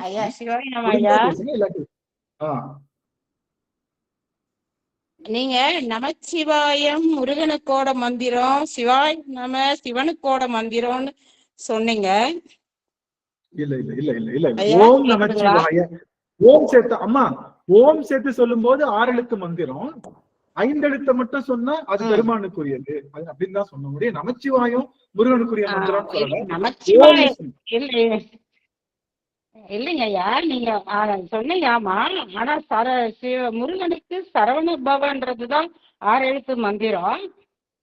இல்ல இல்ல இல்ல. ஆனா நீங்க நமச்சிவாயன்னு சொல்லும் போது நமச்சிவாயத்தினுடைய விரிவாக்கத்தை பார்க்கும்போது அங்க நம என்ற எழுத்தே இந்த ஆன்மாவுக்குரிய மலத்தையும் ஆன்மாவுடைய திரியோதய சக்தியையும் தான் குறிக்குது. அந்த இடத்துல அது எப்படி முருகனுக்குரிய மந்திரமா ஆகும்? அது எனக்கு புரியல, கொஞ்சம் விளக்குங்க. அருமை அருமையான கேள்வி.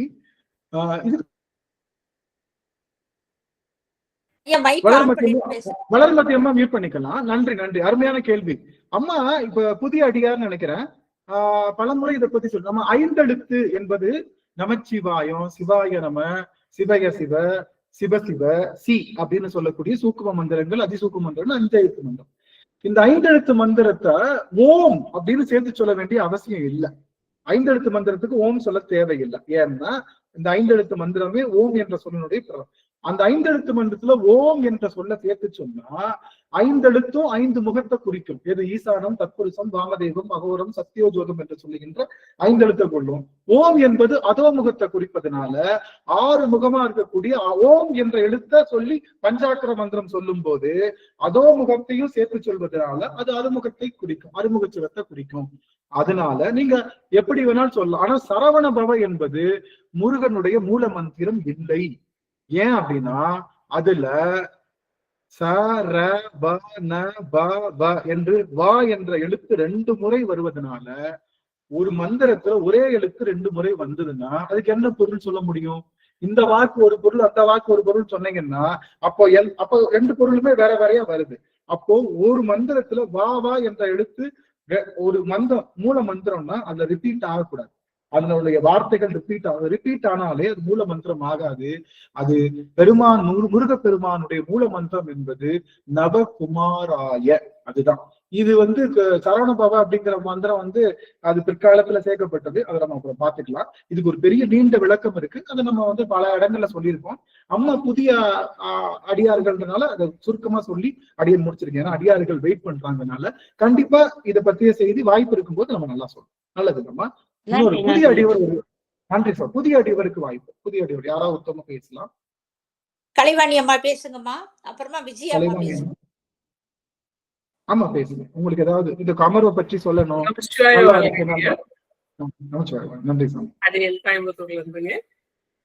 இப்போ நமக்கு வந்து எம்பெருமான் இது சொல்லும் பொழுது சிவனுக்கே நம்ம அடியா, முருகனும் சிவனும் ஒண்ணுங்கிறாங்க ஐயா.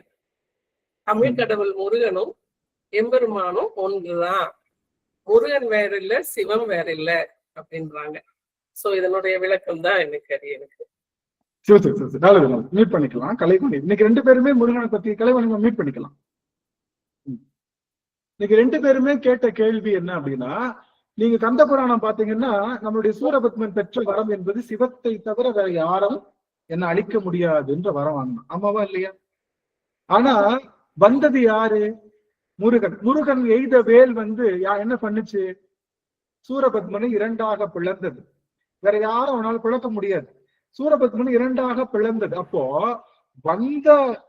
வந்த முருகனை சிவனா பார்க்காதது யார் தப்பு? அந்த தப்புக்காக தான் அடிபட்டான். யாரு? வந்த முருகனை சிவமா பார்க்காததுக்காக தான் சூரபத்மன் அழிந்தான். யாரெல்லாம் முருகனை சிவமாக பார்க்கலையோ அவர்கள் எல்லாரும் சூரபத்மன் தான். யாரெல்லாம், அதுதான் கந்த புராணம் சொல்லுது. கந்த புராணம் என்ன சொல்லுதுன்னா, முருகனை சிவமாக பார்க்கணும். ஏன் அப்படின்னா முருகன் வேறு இல்ல, சிவன் உள்ள 6 முகத்தோட வந்தா அவன் அறுமுக சிவன், 5 முகத்தோட வந்தா ஐமுக சிவன், ஐமுக சிவனும் அறுமுக சிவனும் ஒன்றே அப்படின்னு கத்துத்தரதுதான் நம்மளுடைய வேலை. அதுதான் நம்ம செஞ்சுட்டு இருக்கோம். அதனால அது பத்தி பிரச்சனை இல்லை. அமர்வு எப்படி இருந்தது அதுதான் நீங்க சொல்லணும். கலைவாணி அம்மா, அமர்வு எப்படி இருந்தது உங்களுக்கு? ஐயா அமர்வு எப்படி இருந்ததுன்னு கேட்டேன். அமர்வனை பற்றி இப்ப அமர்வு அடியனுக்கு ரொம்ப சிறப்புரு அமர்வா இருந்ததுங்க. அதாவது சிவத்தோட நம்ம கலக்கிறதுங்கிறது சுத்த அத்வைத சிவம் அப்படிங்கிறது நம்ம இறைவனுடைய கலந்து இருக்கிறது. இறைவன் அதாவது இல்லை அப்படிங்கிற பொருள்ல இருக்கும் அப்படிங்கிற பொருளை உணர்ந்து யார் இருக்கா அப்படின்னா சிவம் இருக்கு, சிறைவனோடு இறைவரை கலந்து இருக்கும். அது மட்டும் தான். நன்றி நன்றிங்க சுவாமி. நன்றிங்க சுவாமி. இன்னும் ஒரே ஒரு அடியவருக்கு வாய்ப்பு. ஒரு அடியவர் மட்டும் அமர்வு பற்றி கேள்விகள் இல்லாம அமர்வு பற்றி ஏதாவது பேசுங்கம்மா. 2 அடியார் புது அடியார் தான் ஐயா. நிறைய தகவல்கள் நம்ம தெரிஞ்சுக்கிட்டோம். இதுல அந்த அட்டமா சித்தின்னு நீங்க சொன்னீங்கல்ல, அனிமா அட்டமா சித்தி, அது கொஞ்சம் அத பத்தி அடுத்த இதுல சொல்றீங்களாங்க? அது தெரிஞ்சுக்கணும் அப்படின்ட்டு. அட்டமா சித்தி அனிமான்னு மட்டும் சொன்னீங்க. அட்டமா சித்தியில அனிமா, லகிமா, மகிமா, பலகாய பிரவேசம், ஈசத்துவம், வசித்துவம் அப்படின்னு ஒண்ணு இருக்கு. இந்த இதுதான் நம்ம அட்டமா சித்தின்னு சொல்றோம். அந்த அட்டமா சித்திகள் வந்து இந்த ஆன்மா இறைவனை போல வியாபகத்தன்மை பெற்றா இந்த அட்டமா சித்திகளும் வரும். அது ஒரு படிநிலையில வரும். இறைவனுக்கு அட்டாங்க யோகம் சொல்லுவாங்க. அந்த அட்டாங்க யோகத்துல ஒவ்வொரு யோகத்திலையும் ஒரு சித்தி கைவரப்பெறும். நீங்க பாத்தீங்கன்னா அட்டாங்க யோகத்துல பாத்தீங்கன்னா முதல்ல எடுத்த உடனே இயமம், நியமம், ஆசமம், பிராணாயாமம்,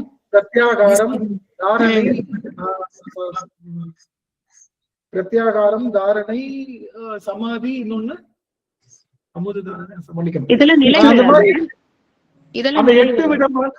அந்த 8 விதமான யோகத்தை பயிலும் போது ஒரு சித்தி வாய்க்கும். அது அட்டமா சித்தின்னு சொல்லுவாங்க. அதுல அனிமா என்பது அணுத்தன்மை பெறுவது, அதாவது ரொம்ப குட்டியா மாறும். ஆனா இந்த ஆன்மா எந்த யோகமும் பண்ணாம அணுத்தன்மையா இருக்கு. அது அதுக்கு சாபம். அது மாட்டிக்கிட்டு முழிக்குது. அந்த அணுத்தன்மைய உடைக்கிறதுக்காக இறைவன் அணுவுக்கு அணுவா வந்து இந்த ஆன்மாக்குள்ள அமர்ந்ததுனால இறைவனுக்கு அணுவே போற்றின்னு ஒண்ணு பேரு. நல்லது. ரொம்ப